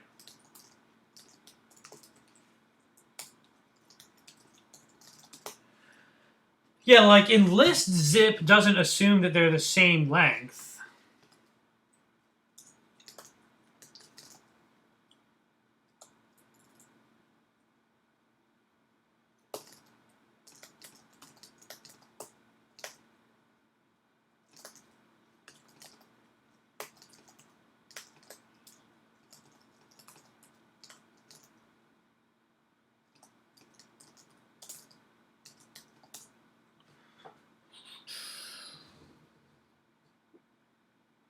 I do want lengths at type level. I really want lengths at type level because that's what's going on here, and like it's how I was taught. Like I was taught linear algebra with like for all n, like this is true in R to the n. It was almost like a dependent type theory.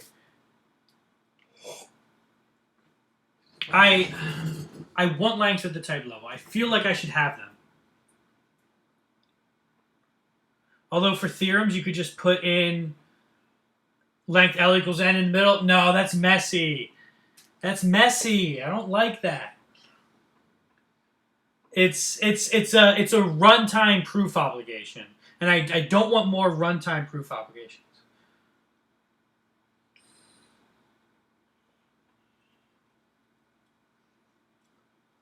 This is going to have the same problem.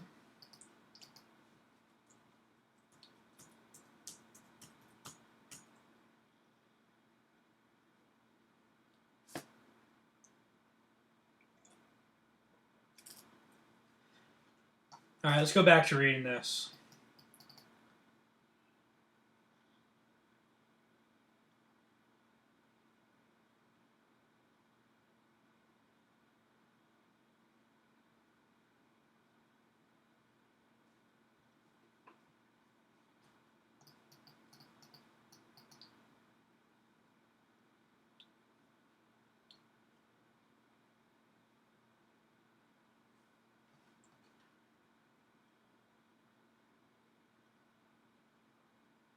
So this is already zip with plus. This whole thing is zip with plus.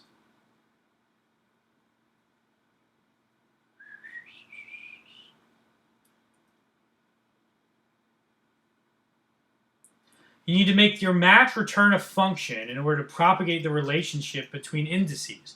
Oh! Oh! Yeah! Because that's how you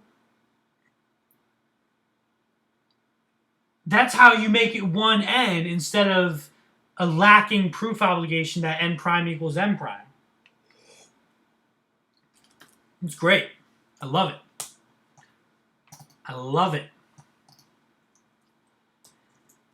Come on, we're going to do this. Fixed point zip.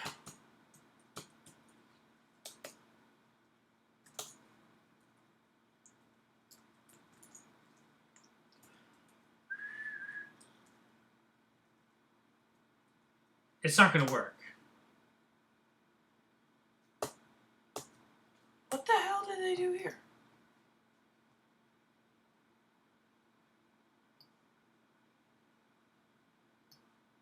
Okay, I don't know what the hell this is. We don't want product. We don't want Cartesian product pattern matching. We want whatever the hell this is.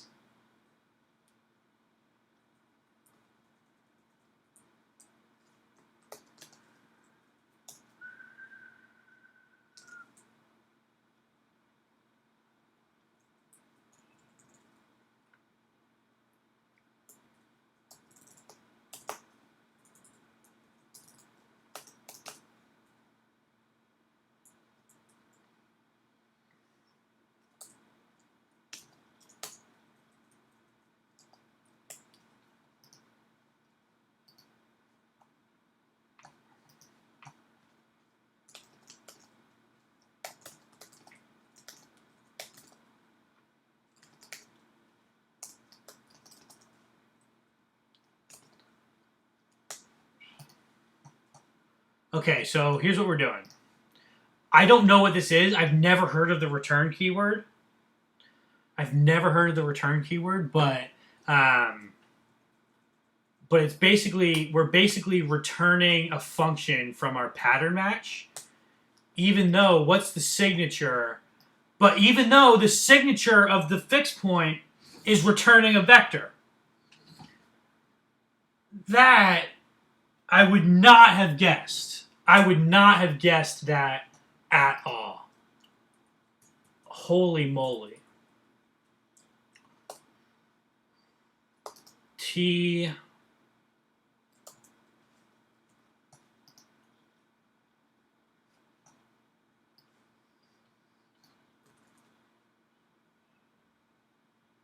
What is the match in with pattern?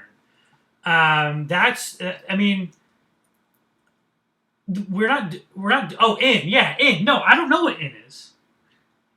No, I don't know what in, it's in return. It's not match in with. It's match in return with. I've never heard of match in return with.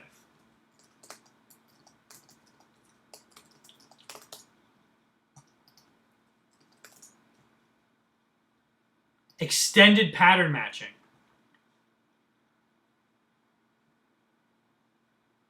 Maybe this is a fairly new feature.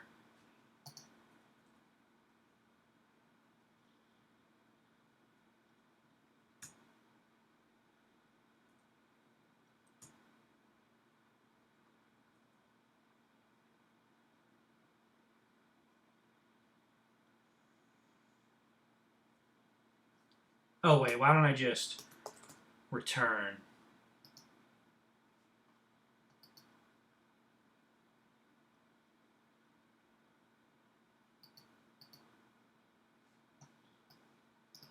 Look, here's an instance where return is without in.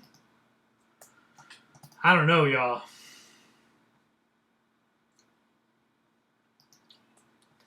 I do not know, but I'm just gonna roll it.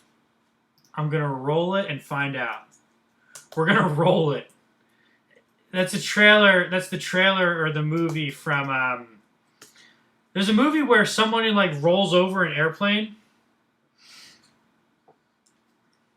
Yeah, I'm with you. With the one eye big and the other eye small emoji. That's how I feel right now. That's totally how I feel right now.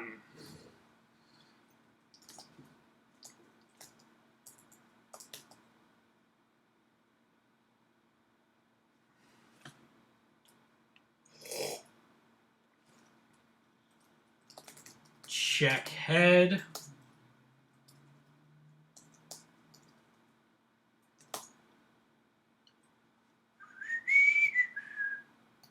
We have not been doing many proofs today. That's okay.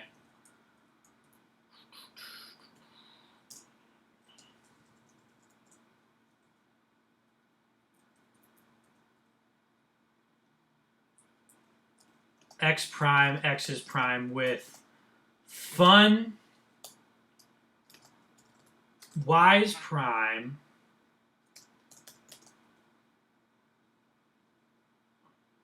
This might be a better reference. Cool, from CPDT. That's great. Thank you for Googling while I'm clackety clacking over here. Well, I'll have to check out that reference to see how the heck this works.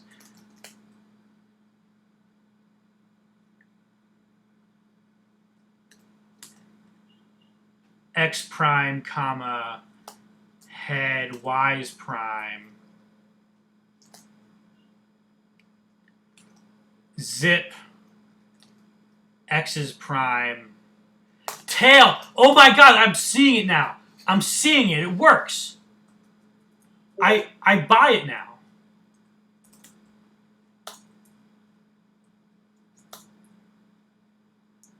The reference v1 was not found in current environment. X's. Cons expects 4 arguments.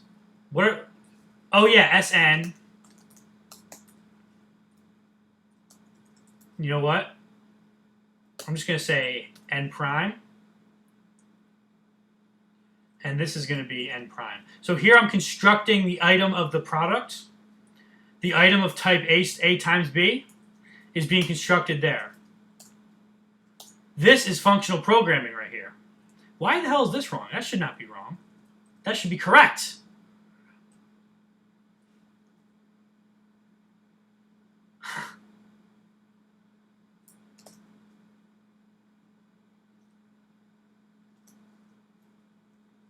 No. Oh! Oh. A star B. We're getting there. We are getting there. Has A star 8? No, it does not have A star 8. B. Right there.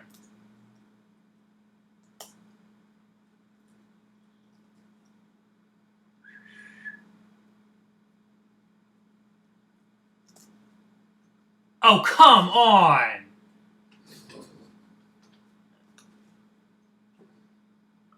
Oh, no, that is correct.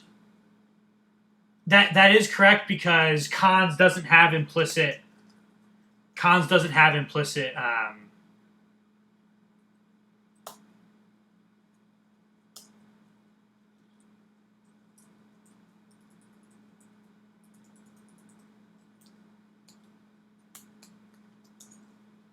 Cons doesn't have implicit types. Yeah, you bet this doesn't make sense. Because why would it make sense? Yeah, it has type function because I have to apply the function. Apply the function, baby.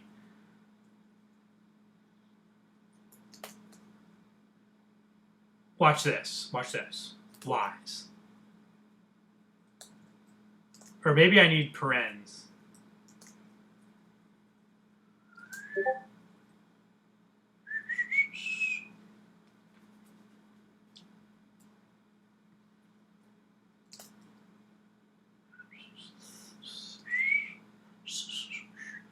See, I'm doing application, the final step.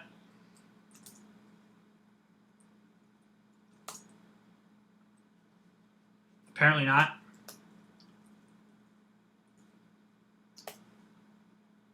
Oh, come on. What are you doing?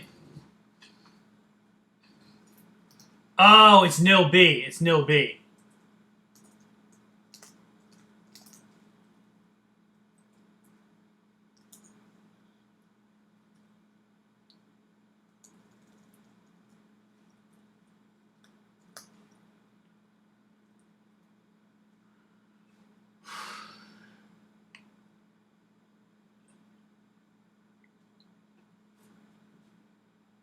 Yes, it does. All right, fine. We won't call it. Happy?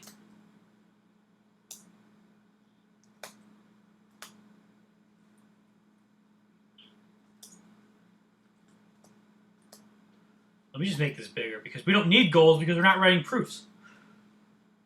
Yeah, this is good. This is good.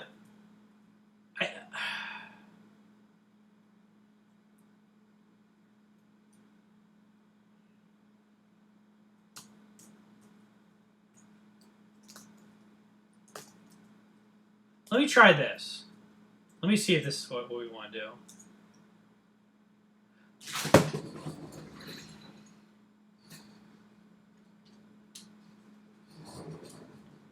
What do you mean?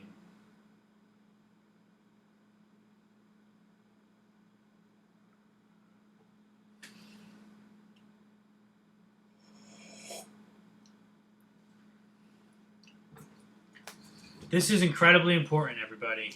We have to figure out. Okay, so apparently, let me look at the definition of vector.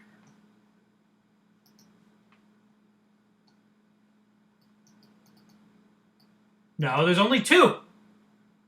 There's literally two.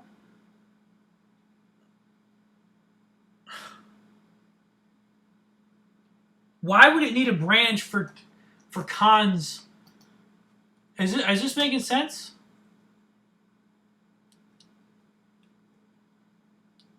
All right, this is going to be good. Maybe what I'll do is I'll read this part of the Chapala book on stream, the part that Gerhard sent me, because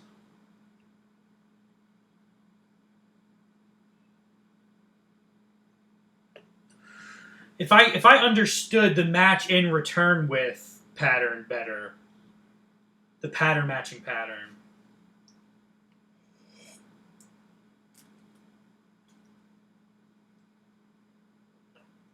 But it works. I mean, it's type correct. It's just non-exhaustive.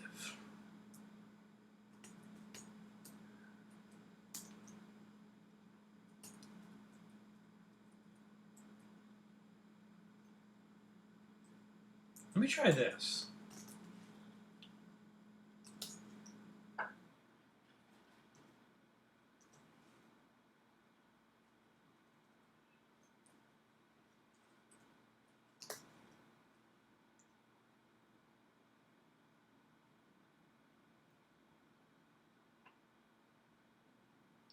Yeah, no. It has to be this.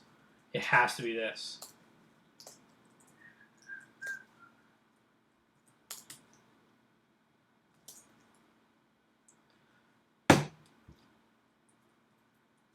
All right, so what do you want from me? What do you want from me? Do you want cons?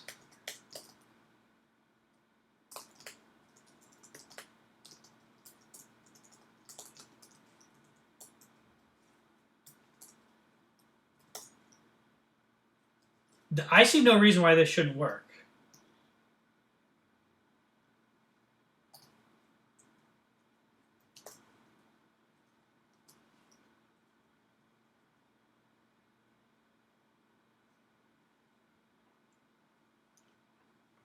No, I do know why this shouldn't work. Because cons with 0 makes 1.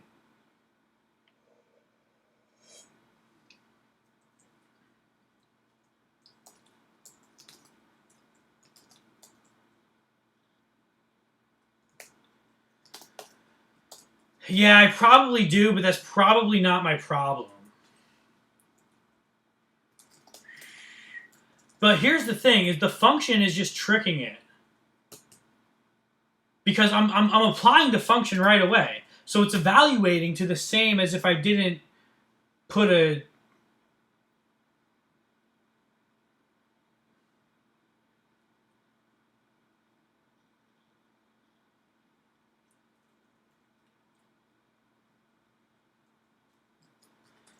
All right, let's do fun.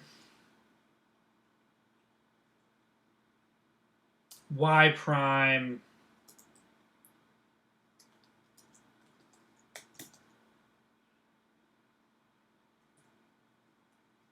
cons a times b x prime comma y prime 1 nil ab.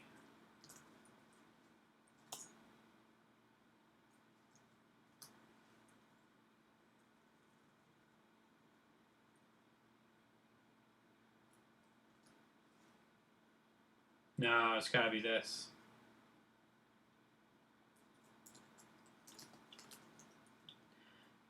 Why does it even want me to do this?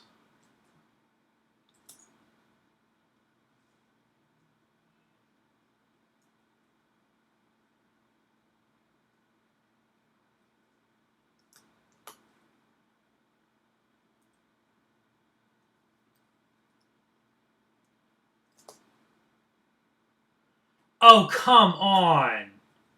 No, cons. This whole expression has type t a star b 1. This whole expression does. But why would you only look at nil a star b?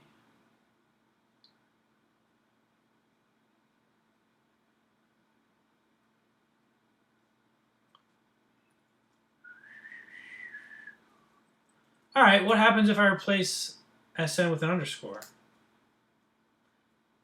That becomes a problem because this bad boy doesn't know how long it should be. But what I can do is I can do... but what I can do is as I have that information...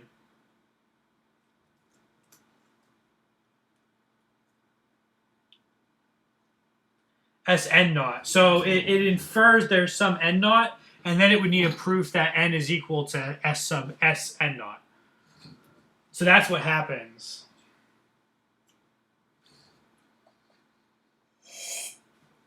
But if we got length, so what's the function that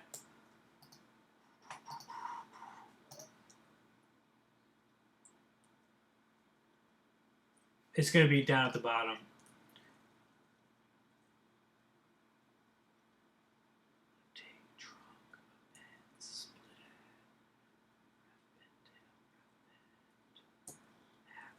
No, it only has maps and folds. It doesn't have length because it. I mean it.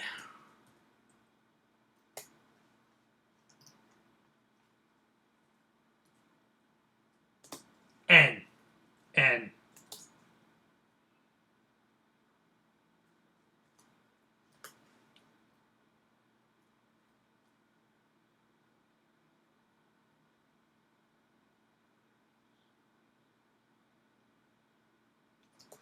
Yeah, the Stack Overflow answer seems to get away with an underscore.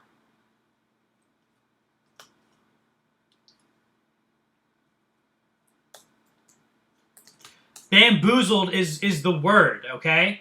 I am bamboozled. That is what's happening right here. I'm getting bamboozled. That explains it.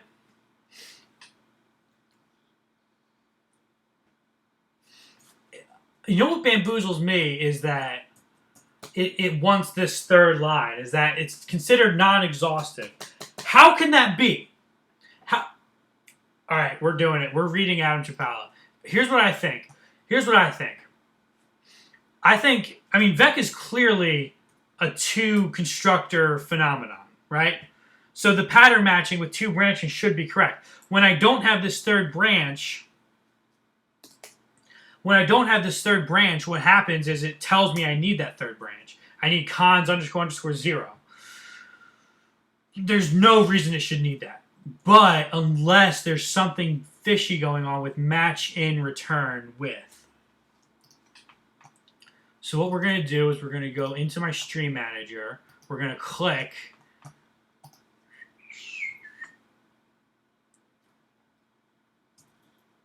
Did you say this was a resource for match in return with?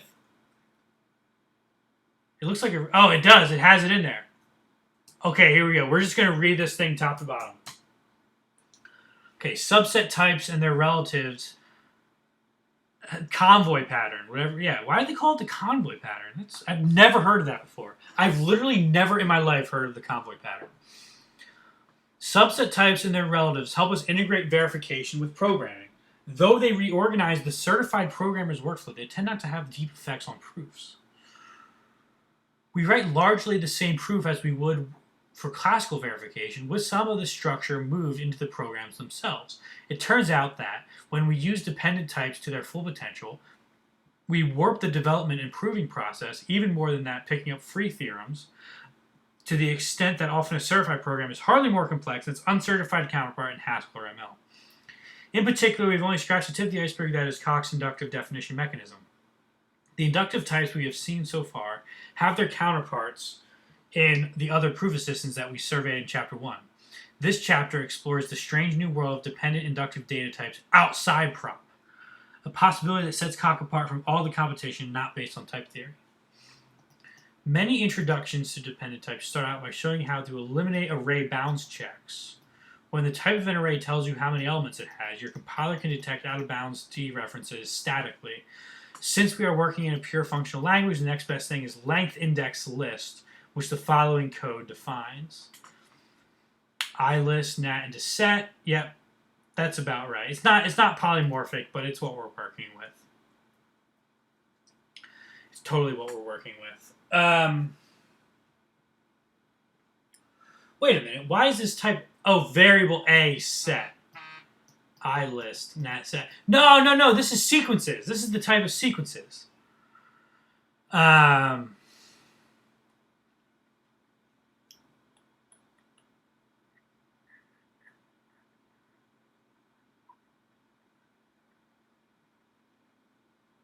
No, it's not. It's not the type of sequences. I'm wrong. Variable, I'm not used to the variable syntax where it says variable A is a type set instead of regular polymorphism. I'm just not prepared for that. So I'm confusing myself, but whatever. We see that within its section, IList is given the type nat into set. Previously, every inductive type we have seen has either had plain set as a type or has been a predicate with some type ending in prop. The full generality of inductive definitions lets us integrate the expressivity of predicates directly into our normal programming. The nat argument to IList tells us the length of the list. The types of IList constructors tell us that a nil list has length 0 and that a cons list has length 1 greater than the length of its tail. We may apply IList to any natural number, even natural numbers that are only known at runtime. It is this breaking of the phase distinction that characterizes IList as dependently typed. Okay, I'm not unpacking all that right now. I'm not grokking it fully yet. Okay, in expositions of list types, we usually see the length function defined first, but here that would not be a very productive function to code. Instead, let's implement list concatenation. Okay. Yep. Blah, blah, blah. Wait, what? Yes. Yes. Okay. Okay, here we go. Now we're getting... Okay, past Coq versions signaled an error for this definition. The code is still invalid within Coq's core language, but current Coq versions automatically add annotations to the original program, producing a valid core program. These are the annotations on match. discriminaries that we began to study in the previous chapter. We can rewrite apt to give the annotations explicitly.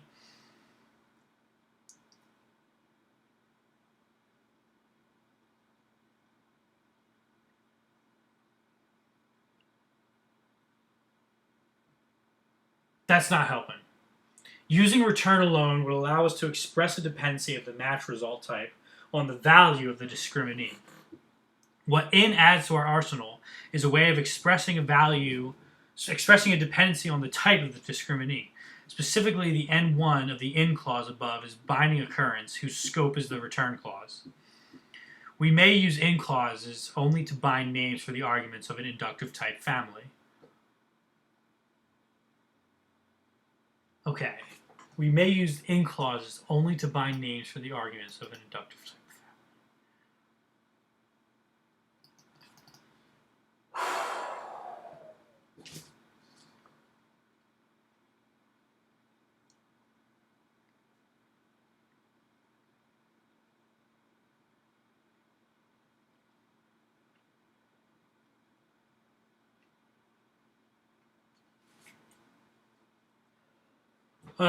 using return alone allowed us to express a dependency of the match result type on the value of the discriminant. Yeah.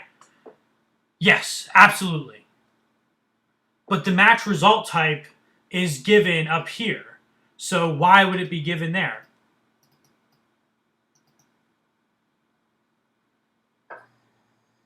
Well, in as for an arsenal is a way of expressing a dependency on the type of the discriminant. Specifically, the N1 and the in clause above is a binding occurrence whose scope is in the return clause. Yes. Oh! Oh! Oh! Oh! Oh! Here. No. Wait. Wait. And prime.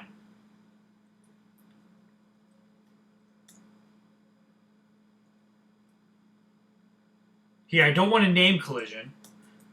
I think the combinator calculus is like using scope in such a way that this wasn't a naming collision, I believe, but I can help it along by making doubly clear that there's not a naming collision. In fact, I'm going to go with M.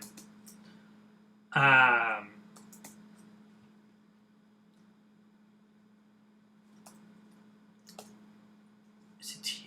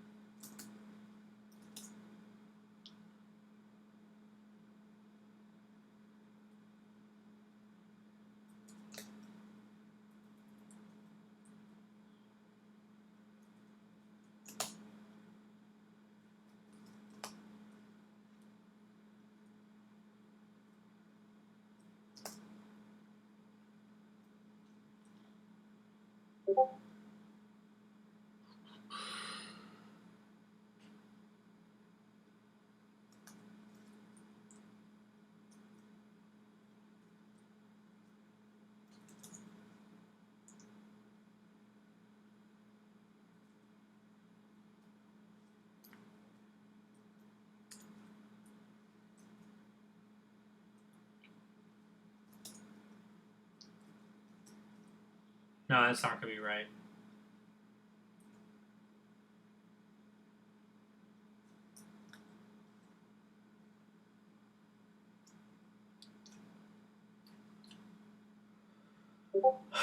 Wow.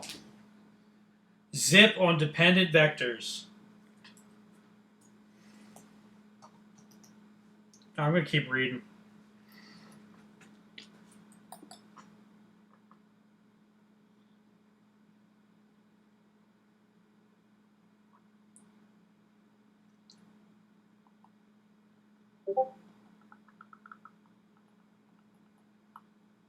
I did not know this was hard.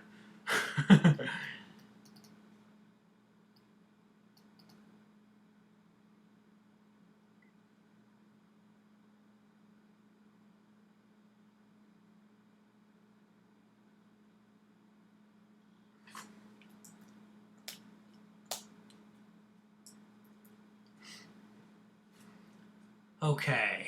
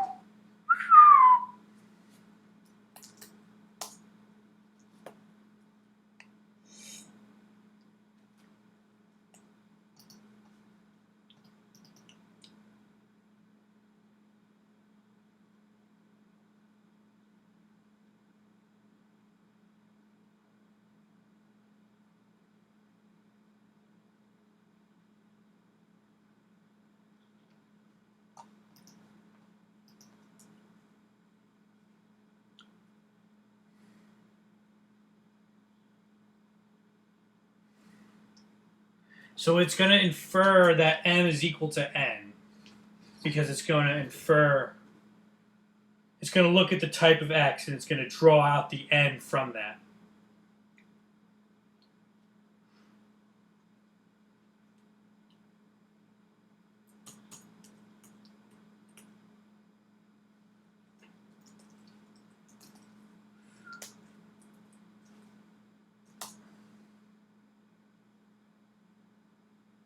And this compiles, but it, except for the fact that the pattern matching is not exhaustive, which is the real mystery here. And I'm not finding anything that the match in return with clause is what's causing that. There is some bad news happening. There is something afoot. There is something afoot. What if cock was broken? What if we discovered a bug and made millions? No, much more likely is I'm wrong.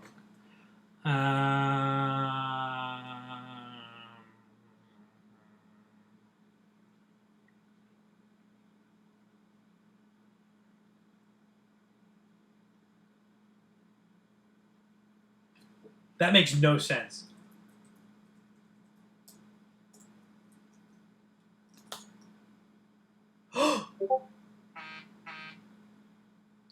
Look at this.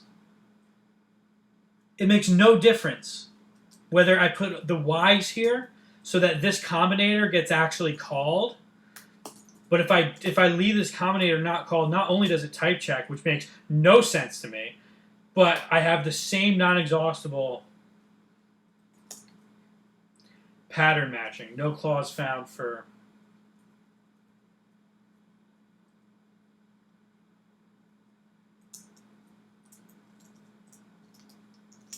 All right, you wanna play? We'll play.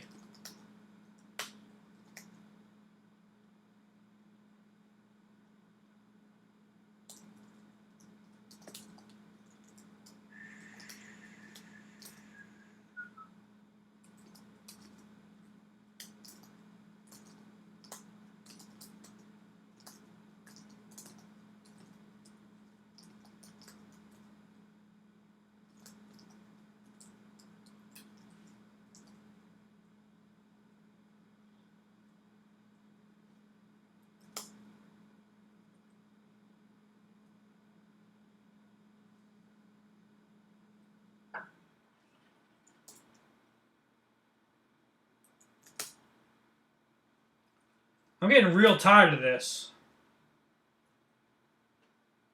This is exhausting.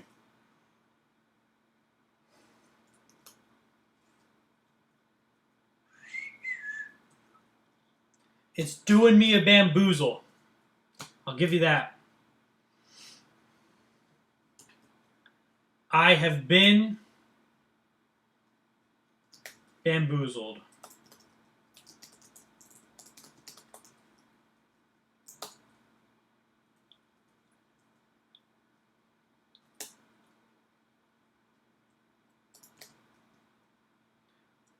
All right, Gerhard has an idea.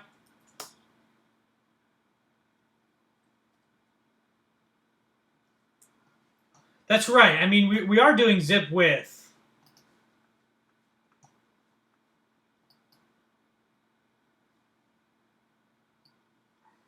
I did that. That's what I did. So Gerhard said what we could do is paste in the Stack Overflow answer for add and start modifying it until it fits ours.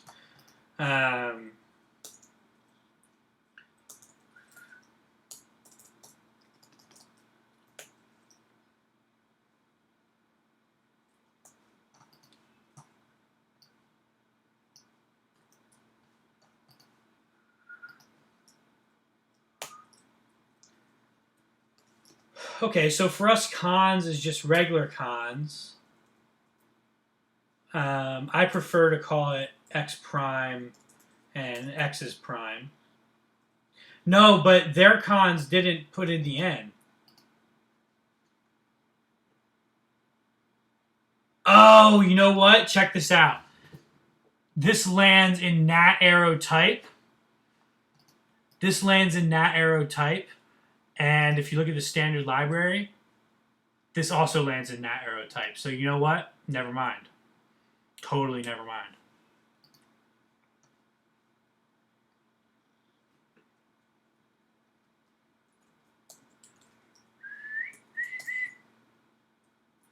Yeah, I did that already. That's literally what I did. Like I'm replacing head v-head with head. I'm replacing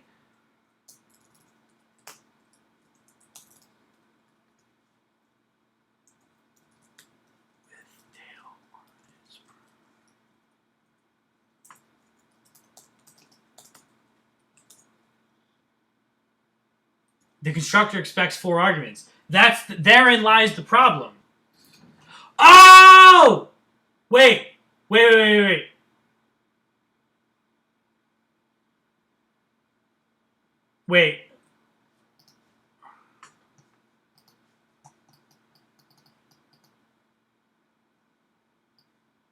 Wait, set implicit arguments.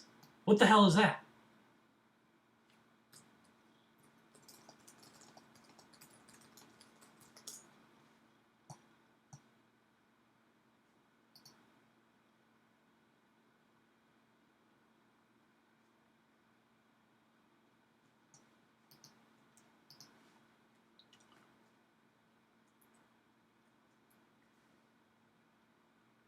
Yeah, this is unsatisfying.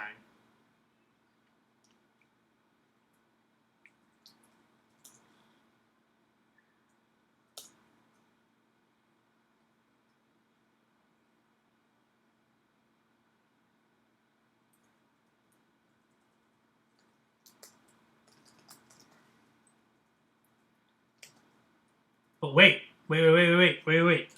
I don't think I've tried this before.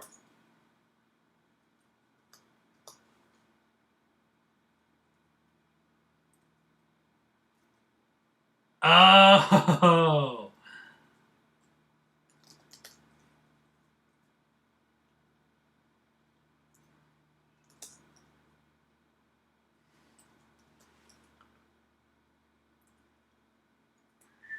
What are you asking me, Gerhard?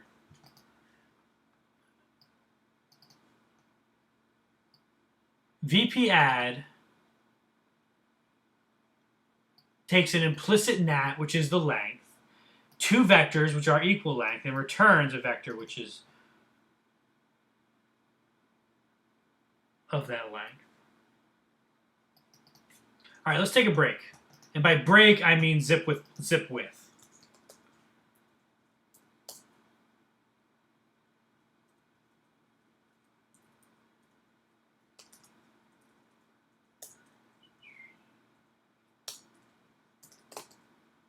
We're going to do match x's in t underscore m. Return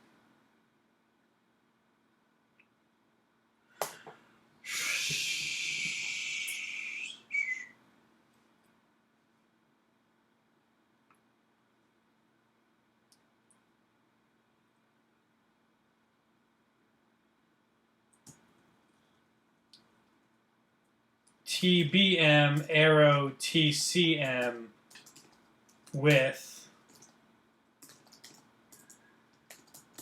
nil goes to nil C rather.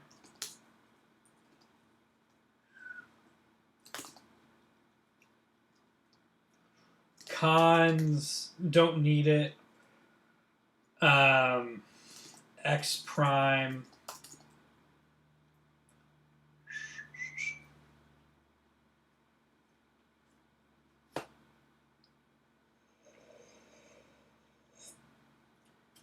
Let's just pretend I don't need it for now. X is prime. Fun Y is prime. I knew I was missing something. Fun Y's prime on cons C F X prime head Y's prime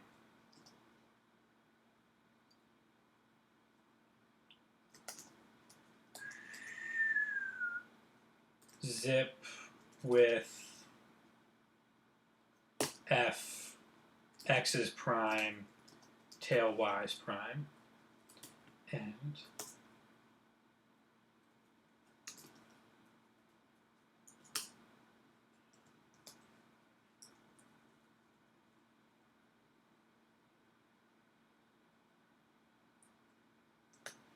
this is progress. This is the expected behavior, right? I mean, this is what we would expect when you explicitly return a function and you're saying, but look, look, the term compiles. The term is perfect. That's beautiful. So what I'm going to do is I'm going to put this combinator in parentheses and put this combinator in parentheses.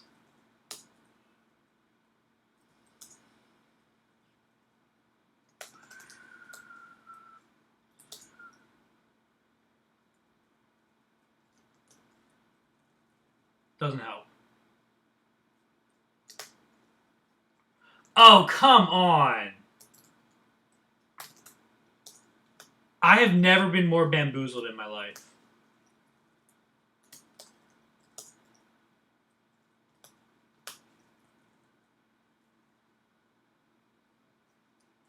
And we're back to this issue.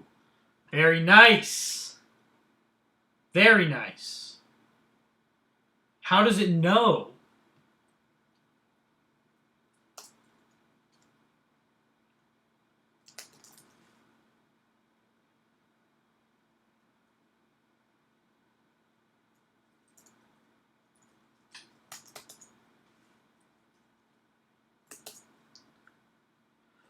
Same thing.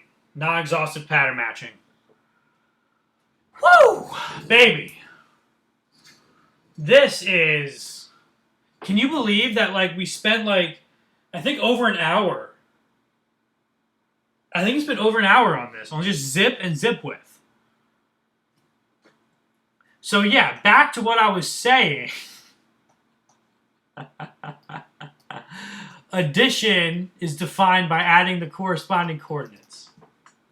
Well, look at that. Who would have thought?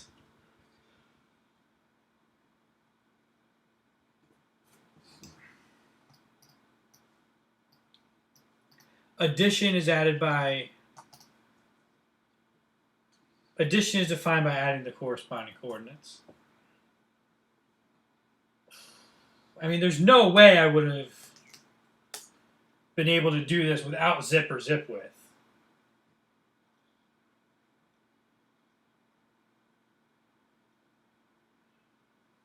Let's read that Stack Overflow again.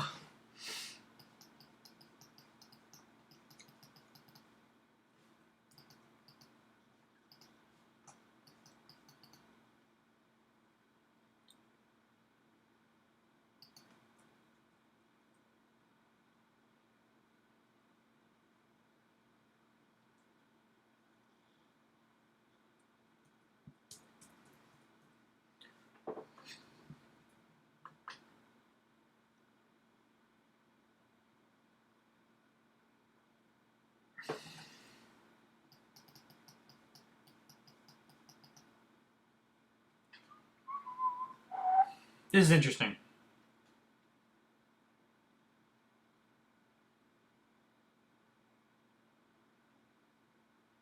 Now the return type is actually a function to help Cox type inference. Make the pattern match return a function. While it is possible to do it by pattern matching on V, I think it's easier to do it by pattern matching on N. Pattern match on N? Are you kidding? Yeah, pattern. Okay.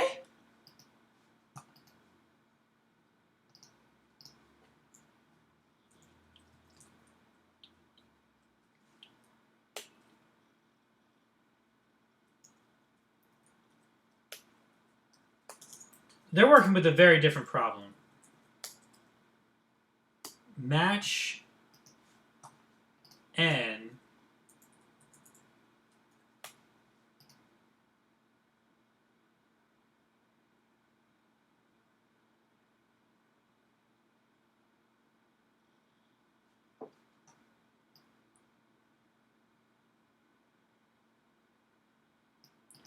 Ah. So Gerhard's still working with the VP ad from the other Stack Overflow post. I should log in so I can do this in dark mode. I'm like never logged into Stack Overflow. I have like 3 different accounts. I never know which one I want to be. I mean to be logged into. I have all these different machines. I should just pick one and log in and go to dark mode. But all right, what I want to do, because I have like 15 minutes. I have 15 minutes left. I want to just read more of the book, just to get a better sense of what we want to do next week. I mean, next week we have to finish this. I will spend the whole 3 hours next week on zip and zip with if I have to.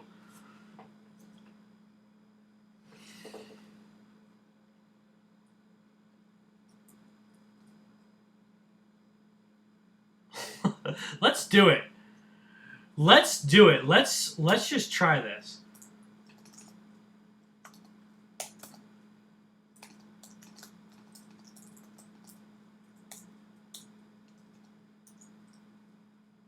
This is going to be fine.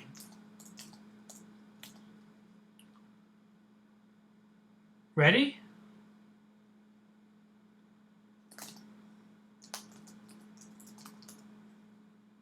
Cons A star B, head X's, head Y's. I am so happy. N prime. I think it's actually Sn prime. Zip. Tail X's, tail Y's. Oh, you've got to be kidding me. How do you have a problem with this?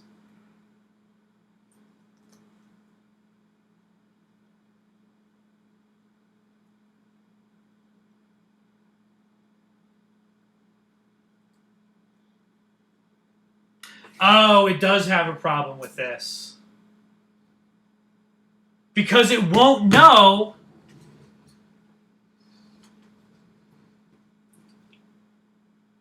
So we do a function.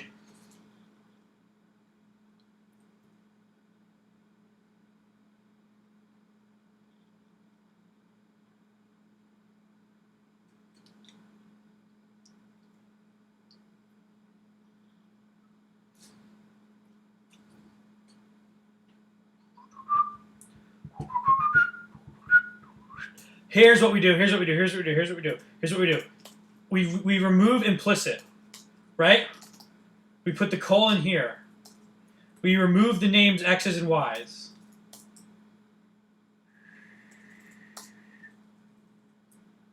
Arrow. Arrow. Ready? This is brilliant. I'm a genius. This is the most awesome thing I've ever done in my life. Fun, blah, blah, blah. Fun, blah, blah, blah. Fun X's, fun Y's.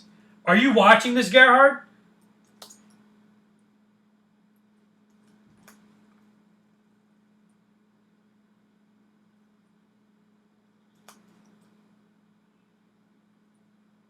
What? Oh! Zip and prime.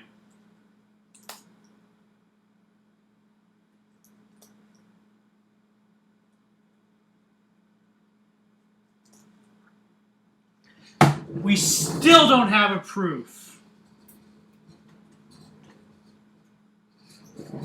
that n equals Sn prime. Gerhard, you got to admit this was a good approach. It didn't work, but it was awesome while it lasted in my imagination.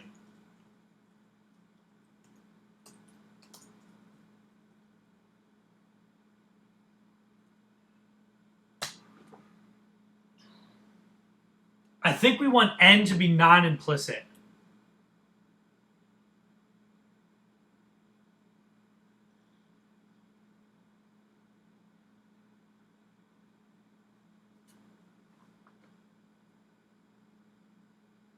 You got it? Did you crack it?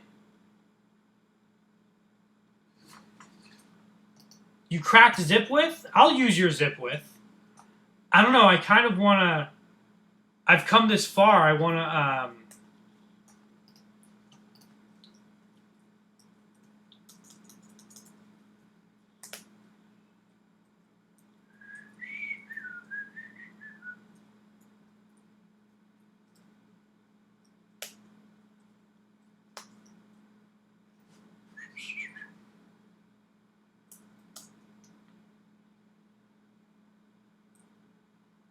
But you're using the vector class with the inductive vector type given, but the type is equivalent. It's just a different naming. Look.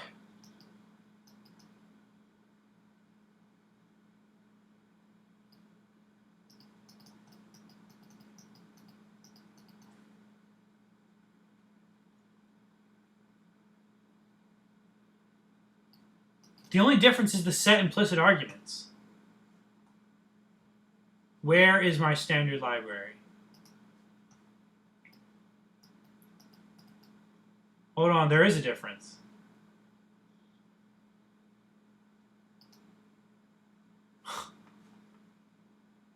Well, there's not...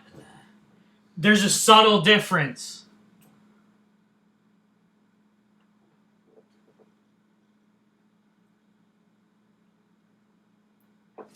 All right, let me translate.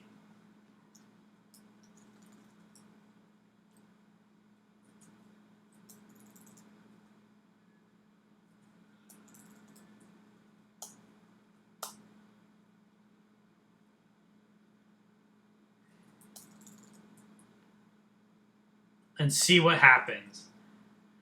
Y'all, if we're doing, for this subtlety,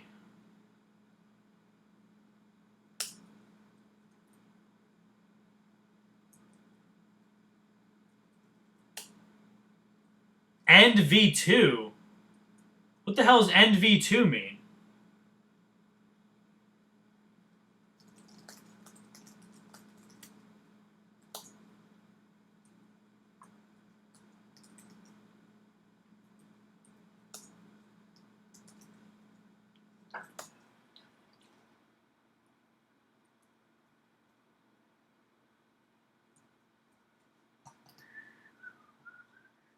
Yeah, you're right. That's what I was missing. Hold on.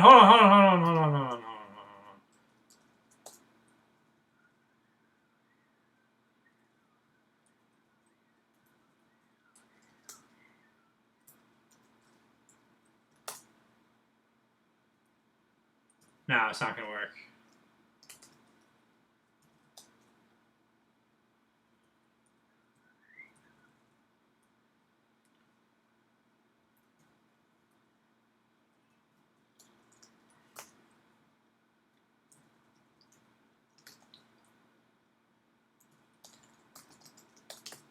Look. So I watched almost all of so Benjamin Pierce did a software foundations course at OPLSS in like 2013 or something like that. And the subtle difference between this, where the arguments are on the left of the colon, and this, where the arguments are to the right of the colon with a for all. So they're both special cases of a pi type, right? But they have subtle differences, and I think we're running up against those subtle differences. I think that's what's going on.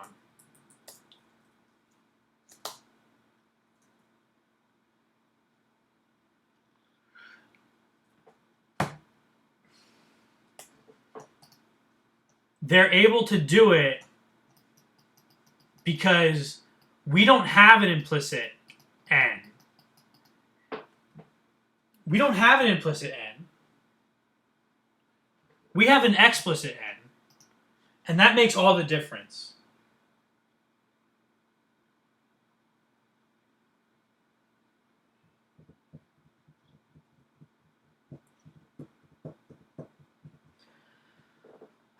That makes all the difference. So thank you for the code, Gerhard, but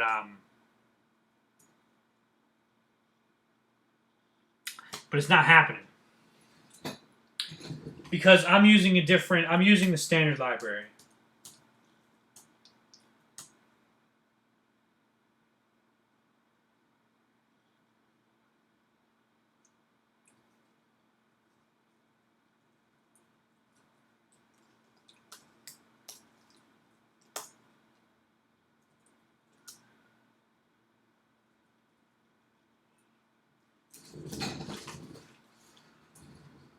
Oh my goodness.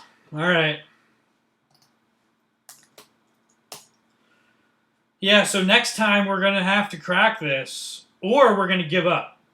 Like if I spend like an hour on this or an hour and we should call it like 90 minutes. Cuz at a certain point we have to make our own vector library. One that follows this convention where nat is implicit in cons.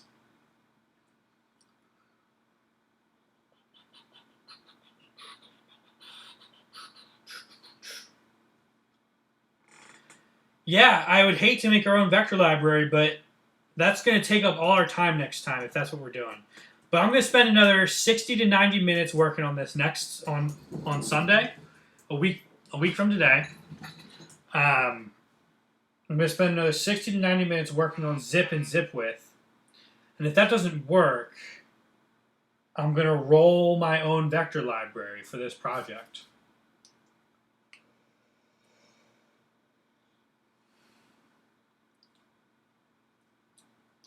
So let's see. The first thing we would prove if we had cracked this would have been commutativity of addition in f to the n. Often the mathematics. So let's review what we did. Let's just spend 5 minutes reviewing the type classes thing, and then I'm going to sign off. Fields.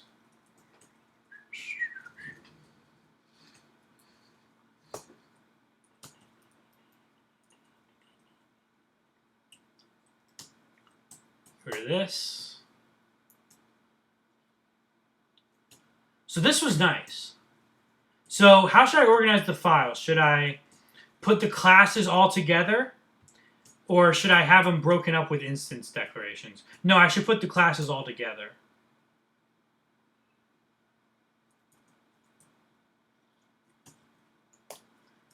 I mean, this is awesome. So here's what I accomplished. So not counting this, not counting the instantiating it, because I don't care about the instantiation that much, +3 for scalar mult. But I accomplished, in 3 hours, I really accomplished 20 lines of code.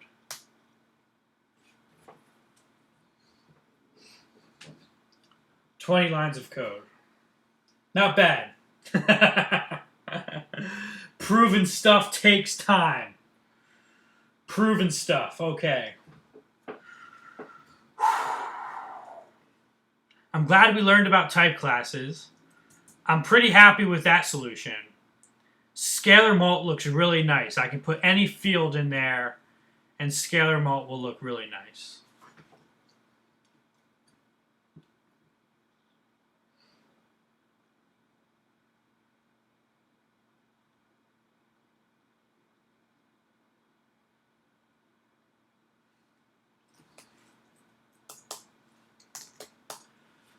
All right. Does anybody have any other questions? I think it's just you, Gerhard. There were some people who told me that they would be watching, but they like wouldn't be like watching. They would be like watching while they're like studying or something, or like just have it on in the background, which is cool. We're background music here at the Linear Algebra Done Right stream.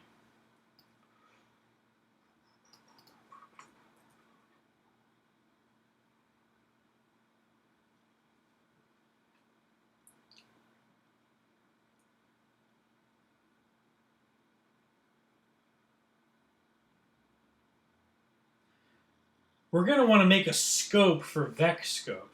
That's what we're going to want to do.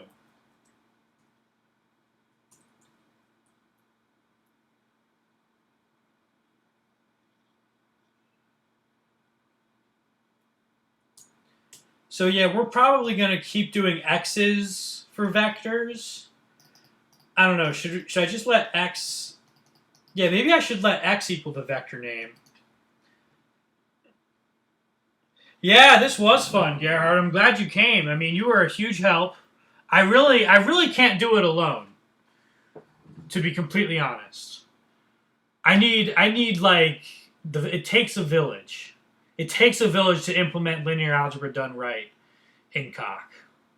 And we haven't even begun. We're on what, page 7? We've ran into issues on page 7. So we got a long way to go, but it's going to be a lot of fun. I'm committed. It'll take like a year, I think. I think it'll take a year, but I'm only doing Sundays for 3 hours. 3 hours every Sunday, so... Yeah. Yeah, thanks for coming, everybody. Really appreciate it. I think I'm going to sit out the time for another minute just so it's a real 5 o'clock that we ended at, but ooh, what a day. I can't believe we got stuck on zip. I did not know that zip was...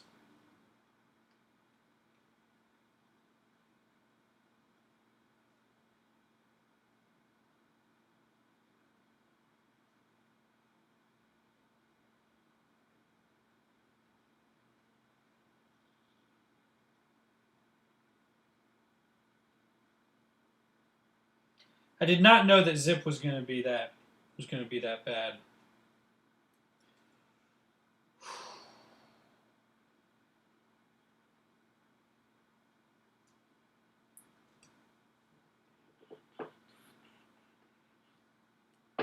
Yeah, you need someone to struggle with this, hate screaming at your screen alone. I'm glad. Let's struggle together. I hope you come back next week and you can help me crack zip and zip with once and for all. We'll figure out some solution. And I'm telling you, 60 to 90 minutes. That's it. Okay? 60 to 90 more minutes of this. And if it doesn't work, we're going to roll our own vector library.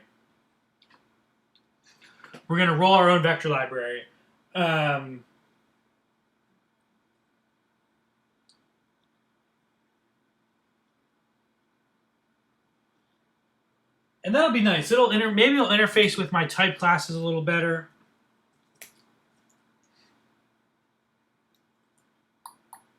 Here, I'm going to put this up top in front of the instances.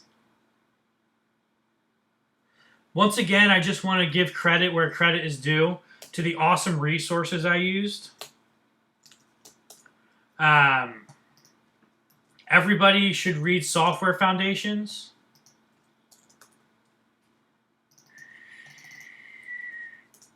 Everybody should read Software Foundations. It's a great... Look! They added Volume 5. Oh my god! I just found out they added Volume 5. I'm only a fifth of the way through Volume 2 myself, okay? But they just added Volume 5. They must have added this they must have added this recently. That's fantastic. Good for them. So yes, Software Foundations you should read. Logical Foundations taught me a lot of what I know. Verified Quantum Computing taught me everything else I know. So we used that, and we used a little bit of Adam Klipala's CPDT, Certified Program with Dependent Types. So that... Oh, and by the way, Sheldon Axler, Linear Algebra Done Right. So, that's what we did here today on the Linear Algebra Done Right in Coq stream. We made our type classes for rings and fields. That was great. Then we got bogged down on zip and zip width for dependent vectors. So I will see you all on Sunday, a week from today, at 2 p.m. Thank you for joining the stream.